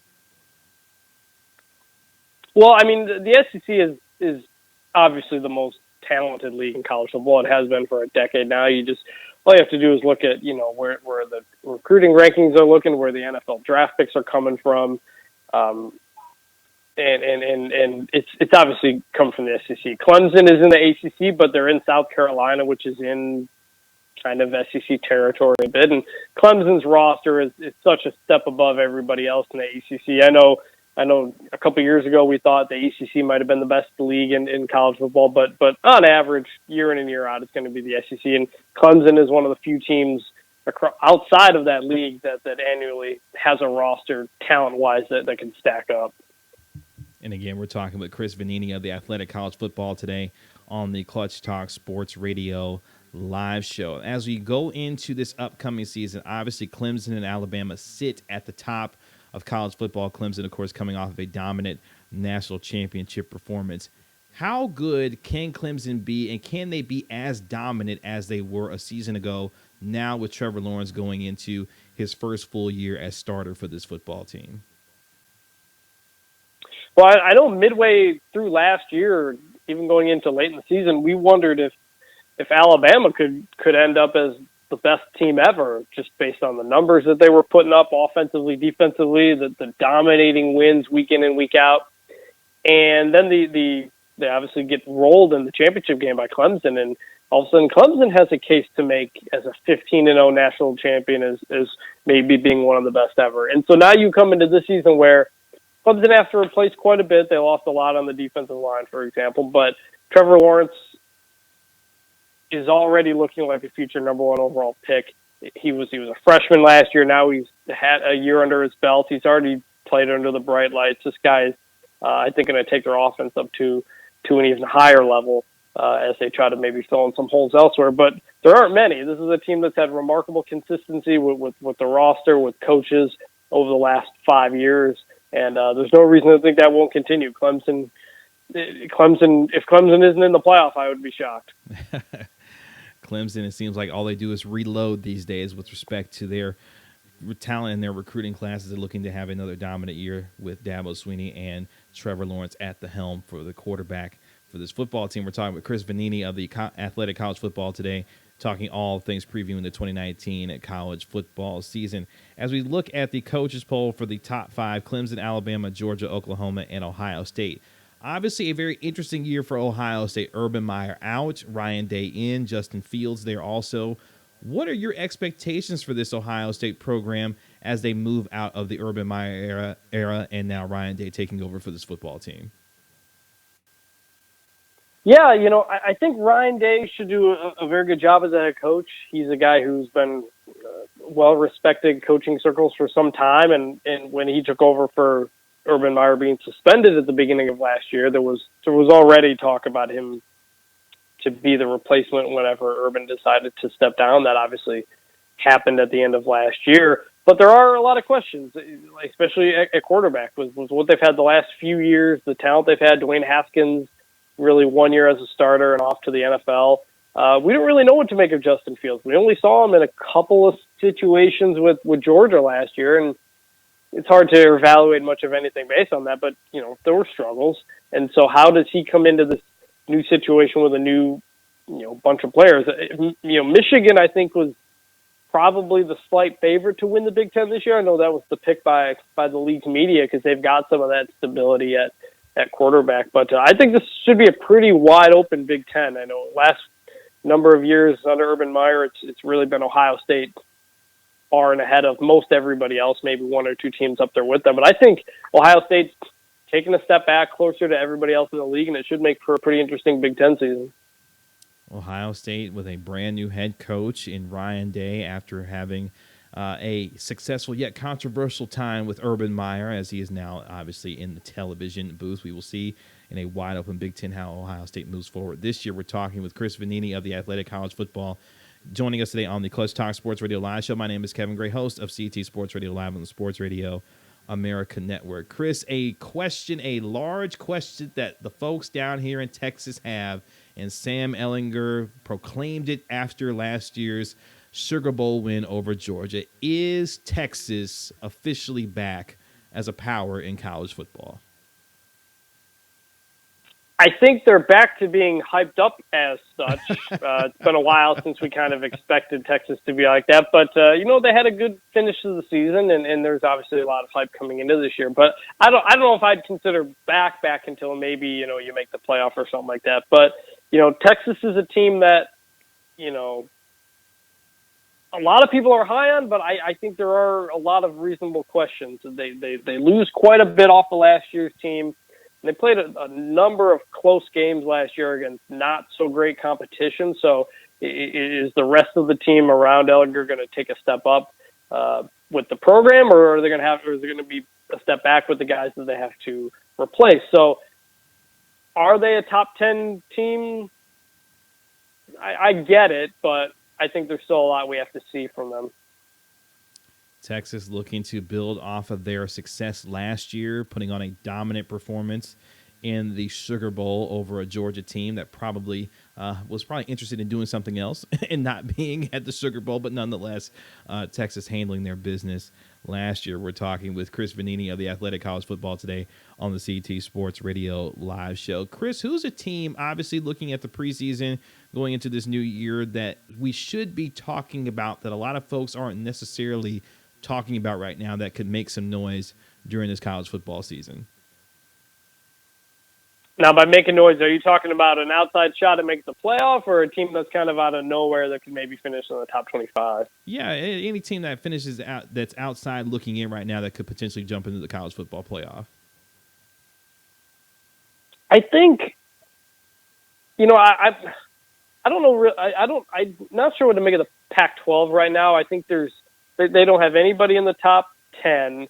USC is down, not even ranked in the preseason. So you've got Washington and Oregon who are in the top 15 that I think, have a shot. Oregon brings a ton back from last year's team, including Justin Herbert, the quarterback, who could be a first-round pick.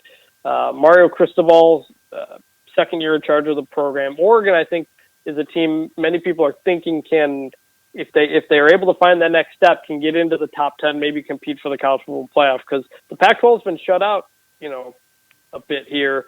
And with Washington having a quarterback change, with USC being down, with Stanford maybe taking a step back, I think Oregon is in a spot where they're in a good position to make a run for the playoff. And if they don't, I think it might be looked at as a disappointment.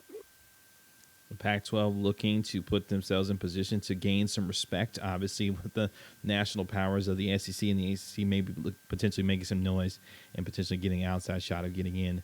This year, we're talking with Chris Vanini of the Athletic College Football today on the Clutch Talk Sports Radio Live show. Let's look at some individual players for you going into this preseason. Who is your overall favorite to win this year's Heisman Trophy, if you had to pick one right now?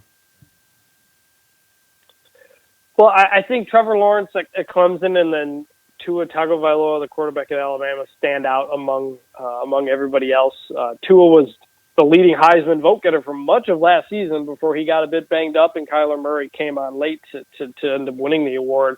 I expect big years out of the two of them. Tua now has a different offensive coordinator and Steve Sarkisian there at Alabama, so I'm curious to see how different things will look. But for much of last year, Alabama was averaging something like 10 yards per play when Tua was in the game. I mean, that's a first down every play. That was some ridiculous numbers that they were putting up. And if he's back to being healthy, if he can take a step up like he needs to, I expect Tua to have another monster season. And then Clemson's a preseason number 1. Lawrence should have a big year. That should keep him in the running unless something drastic happens. So when I look at who can win the Heisman, I think it's those two far and ahead of everybody else right now. And we're talking with Chris Vanini of the Athletic College Football today on the Clutch Talk Sports Radio live show. Kind of a follow-up to that then. Who is a dark horse that we aren't talking about that could find themselves at least in the top 5 of voting or at least getting an invite to New York as far as the Heisman Trophy is concerned? It's an interesting question. I don't know if this would be out of I don't know if it's considered a dark horse, but I think Jalen Hurts at Oklahoma, former Alabama quarterback, got beat out by Tua and transferred. I mean, Oklahoma has the last 2 Heisman Trophy winners, and while Jalen Hurts isn't the passer that Kyler Murray and Baker Mayfield were, he has shown, I think, more skill than we saw at times at Alabama. He was the SEC Offensive Player of the Year as a freshman a couple of years ago. So I think you put him in a system that's clearly quarterback, clearly advantageous for quarterbacks.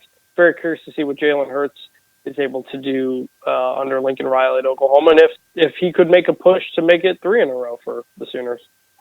It's amazing how Oklahoma's become quarterback U all of a sudden, as Chris mentioned, the last 2 Heisman Trophy winners in Baker Mayfield and, of course, number 1 overall pick Kyler Murray coming out of Oklahoma. We'll see if Lincoln Riley can make it 3 for 3 with quarterbacks and Heisman trophies. We're talking with Chris Vanini of the Athletic College Football. Chris, final question for you. What's your overall outlook on this year's college football season and the overall health of college football as we enter into another year of college football this season?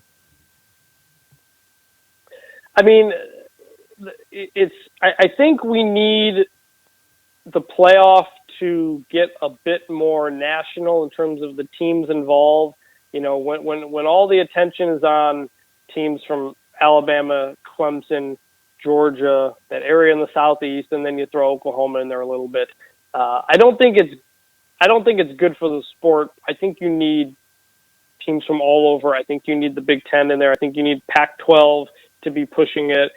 When you have the same teams meeting over and over, Clemson, Alabama, or Georgia that one year, I don't think it's good for the sport on a national level to draw more of a national interest. So college football has always been a regional sport, you know, from its founding. So I think if you have a national tournament that touches all of those regions, I think that's beneficial for the sport. We will see this year if we get to, Alabama, Clemson Part 5 potentially. We will see if that potentially happens. But at the same time, hopefully it should be a very exciting year with hopefully not an inevitable end based on what we've seen over the last few years. Chris, tell the folks they can find you on your social media and your platform, sir. Yeah, I'm on at Twitter at Chris Vanini, ChrisVannini. I cover college football for The Athletic. You can go to theathletic.com to check that out, or if you don't have a subscription, theathletic.com/free trial to give us a look. Chris does a tremendous job covering all things for college football, and like I said, he's a WWE guy, so he's good with me. He is an athletic for national college football writer for The Athletic. Good enough to join us on the Clutch Talk Sports Radio Live. His name is Chris Vanini. Chris, I think appreciate the time today. Have a good one. Yep, thanks for having me. Again, that is Chris Vanini of the Athletic College Football. Good enough to join us today on the Clutch Talk Sports Radio Live show. It should be, hopefully, a fantastic year of college football. Like I said, the inevitable has been, especially last year and the year before that and the year before that and the year before that. Alabama, Clemson, Georgia, all in the mix potentially to win a national championship. We'll see if some other teams could potentially break through into the college football playoff this year. Again, thanks to Chris Vanini of the Athletic College Football for joining us today on the Clutch Talk Sports Radio Live Show. This is Clutch Talk Sports Radio Live on the Sports Radio, America Network, TuneIn Radio, and the TuneIn app, and streaming live on YouTube. Coming up next, I've got some random thoughts, and they revolve around Rich Paul, who punked out the NCAA today. The phone lines are open, 888-444-0570. Come back with us for real Clutch Sports Talk, CT Sports Radio Live. We'll be right back.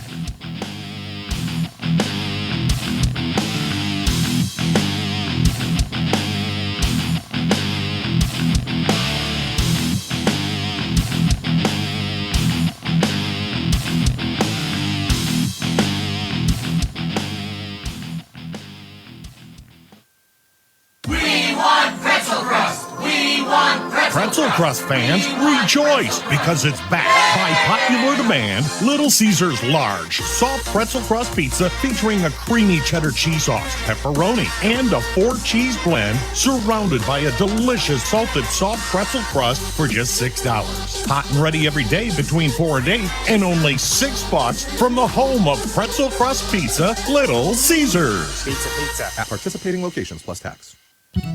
Your cell phone's connected to your tablet's connected to your laptop's connected to your Wi-Fi. 1 weak link and thieves are in. The digital world is so connected these days, it just takes 1 weak link for criminals to get in. New LifeLock identity theft protection now adds the power of Norton Security to help protect against the threats of today's connected world. Your desktop's connected to your smart TV. Your smart TV's connected to your smartwatch. Threats to your identity, like your info for sale on the dark web, and online threats to your devices, like ransomware. No one can prevent all identity theft or cybercrime or monitor all transactions at all businesses, but new LifeLock with Norton detects a wide range of threats to your identity and devices. And if there's a problem, our agents will work to fix it. Your smartwatch is connected to your video doorbell. Your video doorbell's connected to your smart lock.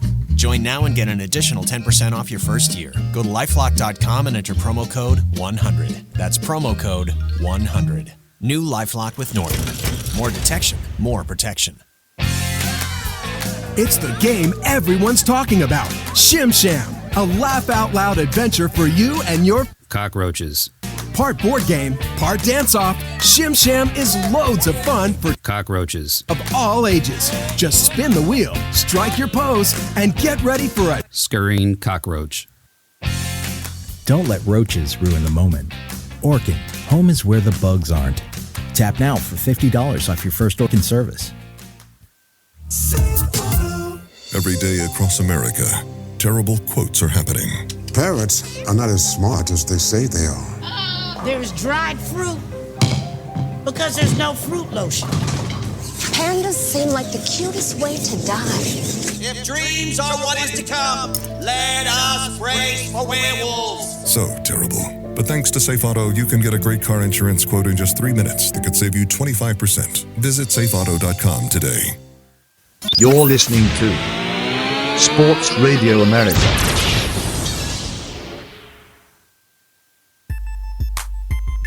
Welcome back into Clutch Talk Sports Radio Live on the Sports Radio America Network, presented by Media MPC. Go to www.mediampc.com and download the app on your iOS and Android device and get your mobile press conference on with Media MPC. You can follow the Clutch Talk Sports Radio Live Show all over social media on Twitter, Facebook, and Instagram at CT Sports Radio. And you can also visit ClutchTalkSportsRadio.com for everything for the Clutch Talk Sports Radio Live Show, real Clutch Sports Talk. You can also see our show streaming live on YouTube. Go to youtube.com, search Clutch Talk Sports Radio, and you can watch our show streaming live currently on YouTube. Please subscribe to our channel while you are there. We are live on the Sports Radio America Network, TuneIn Radio, and the TuneIn app. My producer, Memphis Spencer, along for the ride with me today on the Clutch Talk Sports Radio Live Show. The phone lines are open, 888-444-0570. That's 888-444-0570 if you want to get in on the conversation. Thank you to our last guest, Chris Vanini of the Athletic College Football, for joining us on the Clutch Talk Sports Radio Live Show, coming off a tremendous weekend of action across the entire sporting landscape. We are just a few short weeks away from the start of the NFL season. But we're going to stick with the NCAA, a little bit of NBA, specifically with Rich Paul. The NCAA got punked out today by Rich Paul. You say, Kevin, how did that happen? Well, let me tell you how that happened. The NCAA last week came up with this cockamamie rule that said, look, if you want to be an agent and you want to represent players potentially wanting to go into the NBA draft and test out the NBA draft waters, one of the things that you'll need to do among passing a test, being certified by the NBPA for 3 consecutive years, among those things, you need to have a college degree, a bachelor's degree, to be qualified to be representing players who want to go to the NBA draft. And everybody's like, whoa, wait a minute.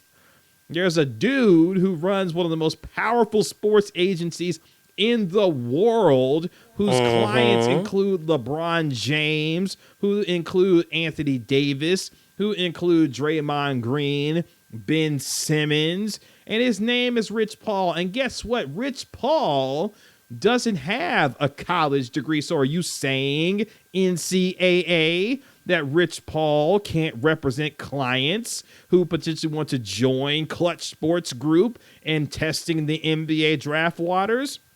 And the national conversation, look, my random thoughts are about Rich Paul. Again, if you want to get on the conversation, 888-444-0570. The national conversation that sparked out of this rule and the outrage. I got everybody from Chris Broussard calling the rule racist. I got everybody talking about how you don't need to have a college degree to do much of anything these days because the effectiveness and the usefulness of a college degree is a lot less than what it used to be even 10, 15, 20 years ago. So you've got the debate about the value of a college degree, whether the rule is racist. And finally, today, this morning, Rich Paul himself weighed in on the so-called Rich Paul rule, and Rich Paul has some very interesting things to say with respect to this new rule. And as you think about Rich Paul, you have to think about several things with Rich Paul. Number one, Rich Paul is a very smart guy. And yes, he is a friend of LeBron James. Yes, he is a guy that has been put on by LeBron James. But at the same time, Rich Paul knows exactly what he's doing. And Rich Paul offered some thoughts today in an op-ed piece by The Athletic that he wrote for The Athletic. And in part, he talked about this, saying, quote, "The media is calling it the Rich Paul rule. That, while incredibly flattering, is not accurate. It has no impact on me or the business of Clutch Sports Group. However, it does have significant impact on people like me, and the NCAA should be called for it." Further saying, quote, "Requiring a 4-year degree accomplishes only one thing, systematically excluding those who come from a world where college is unrealistic." The NCAA clearly is afraid of Rich Paul and everything. More importantly, they are afraid of what Rich Paul represents. So much so that the NCAA, 6 hours after Rich Paul put out those comments and that statement in the very well-written op-ed piece to The Athletic, the NCAA says, you know what? We're going to back off, okay? Look, you can have a college degree or you can have a waiver. And if you've been represented, if you're with the NBPA and all of this, guess what? You can represent NBA or represent college players who potentially want to test out the NBA draft waters. In essence, your man Rich Paul punked out a $1 billion organization in the NCAA with some words and pen to paper. Let's talk about this for a second. Rich Paul has put an entire industry on notice. Rich Paul is a smart guy. He knows what he's doing. More importantly, look, the business of agency is this. Anybody can be an agent. You can be an agent. I can be an agent. Anybody can be an agent. But guess what? Not everybody can be an agent. That's the difference with Rich Paul versus all these other dudes and all these other girls who are trying to be agents. Rich Paul knows what he's doing. He knows how to build relationships. Rich Paul has put himself in a space where players trust him, not necessarily because he got some formal education, but he understands the power of a working relationship and, more importantly, the relatability of what Rich Paul represents to the players that look up to him and LeBron James and all those individuals associated with Clutch Sports. That is what Rich Paul has put into place. But let's look at this at a more macro level. The NCAA systematically is trying to put things in place to exercise the control over athletes who aren't necessarily trying to be under the control and purview of the NCAA to begin with.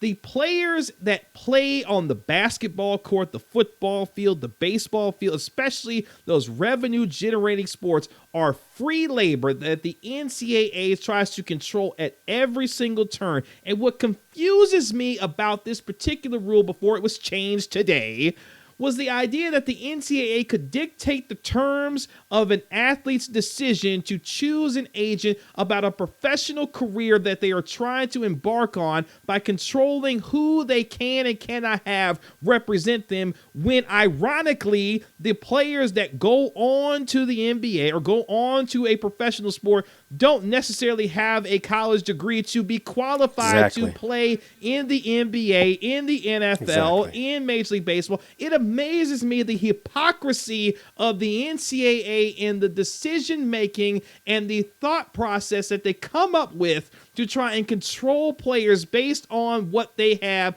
is some antiquated notion that a degree should mean something to a player that it doesn't necessarily apply to. That is the ironic nature of the NCAA, and it confounds me, Memphis, that the NCAA continues to put itself in a space where they come out looking so incredibly stupid all the time. That is what it's kind of it just blows my mind, Memphis. It's kind of amazing because you would think. See, here's the thing: this whole the committee put together, by the NCAA to actually think about these things. The fact that they didn't really kind of get it, the fact that they tried to even overstep what the NBA actually have in place, really one up the NBA on credentialing for agents. It's insane.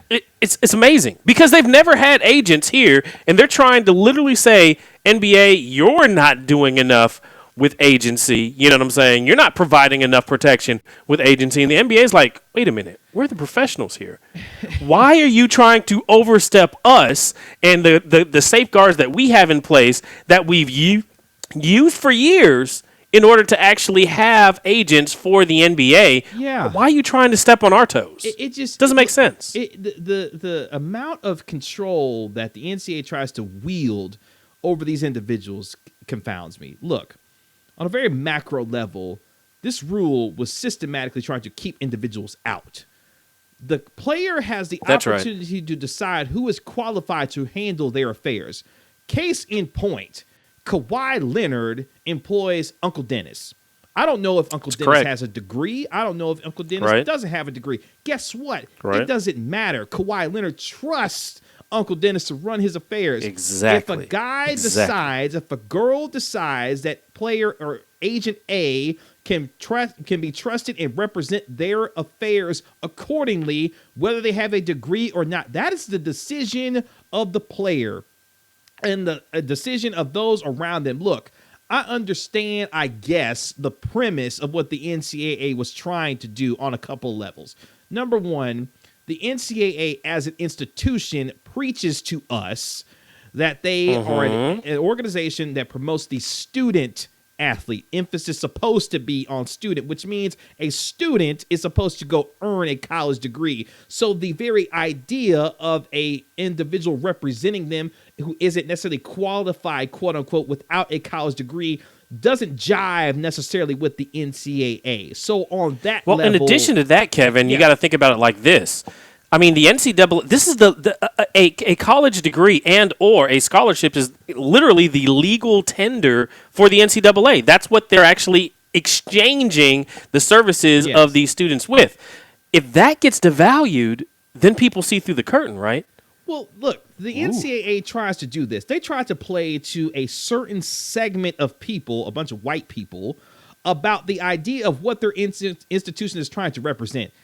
The educational values, the principal chasing of a degree, all of those things, these antiquated notions of what the NCAA is trying to portray to individuals who believe that these are ideals that should be strived for by individuals who play college basketball, college football, college baseball, whatever the case may be. That isn't necessarily the value of a college athlete, especially when you tell me, the NCAA, that these kids are worth billions of dollars based on the contracts, the television contracts that you sign with TNT, CBS, ESPN, the ACC network, the SEC network, the Texas Longhorn network. What you're telling me, NCAA, is that you're valuing what the kid is on the field versus what they are in the classroom. But then you come on the back end and tell me, no, we value what the student athlete is. No, your actions and your words tell me otherwise. And that is why I have such a problem with the NCAA and the way it comported itself when trying to put a rule like this together, and then looking as crazy as it did today after Rich Paul essentially called them out and everybody else called them out about how cockamamie this rule really is. I am never for a billion-dollar organization excluding individuals who are qualified to do the job that somebody else has potentially earned a degree for. They may not have the means, they may not have the opportunity to go and earn a piece of paper that someone else did. And the very idea that the NCAA couldn't recognize that from the outset tells you all you need to know about how the NCAA gets down with its business. And it's in the business of making money. It's in the business of trying to portray an antiquated notion that the student athlete is the most important. No. When you're making as much money as the NCAA is, hand over fist, year after year, we know what the number one priority is, no matter how much they talk out the side of their neck about how much a degree is valued or how much the student athlete is valued. It's about the cash, and it's straight cash, homie, year after year after year, from television contracts to the networks to all the revenue. Just the NCAA basketball tournament generating $1 billion in excess every single year. Look, the one thing that a college athlete should be able to have some control over, some measure of autonomy over, is the decision of who represents them after they've been chewed up, used, and spit out by the NCAA and pimped out for the billions of dollars in television contracts that the free labor on the college basketball court, football field, baseball field, tennis court, hockey rink, whatever, has put out for them. And calm down. Look, the NCAA they get under my skin. They drive me up a wall because look, the hypocritical nature of the NCAA never ceases to amaze me, especially when you've seen what you've seen over the last several days with this particular rule. That is why the NCAA, to me, at times just acts like a bunch of crooks. Look, they pimp out these kids. They use them for the three. Look. You say, Kevin, do they get any credit for changing the swift change after Rich Paul actually said his piece? Of course not. No, they get none whatsoever. Because, again, the very conception of the rule, the very thought of having this into place tells me where I think their minds are. And it's excluding individuals like a future Rich Paul.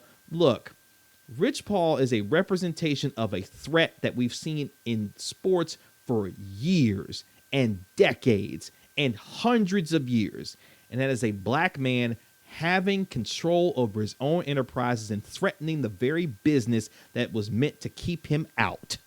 That is what Rich Paul represents in today's world, especially in the sports agency. Someone who technically, based on a piece of paper, isn't qualified, but has dominated to the tune of a multi-million-dollar organization with powerful clients being represented by those who look like him. That is what's going on here. The NCAA is not trying to have that, but guess what? Too many voices spoke loud enough. Here we go. Thank you to all of our guests who joined us today on the Clutch Talk Sports Radio live show. Chris Vanini of the Athletic College Football, good enough to join us, and also Matt Derrick of Chiefs Digest, also good enough to join us today on the Clutch Talk Sports Radio live show. Thank you to all those joining us who joined us live on YouTube, youtube.com/Clutch Talk Sports Radio. Subscribe to our channel today. You can see today's entire episode available on YouTube. ClutchTalkSportsRadio.com, on Twitter, Facebook, and Instagram at CT Sports Radio. And don't forget to download and subscribe to our free podcast. For my producer, Memphis Spence, my name is Kevin Gray, host of Clutch Talk Sports Radio Live. We are out. Have a great week. I'll talk to you on Friday at 4 p.m. Eastern on the Sports Radio America Network for real Clutch Sports Talk, CT Sports Radio Live. We're out. Have a great week.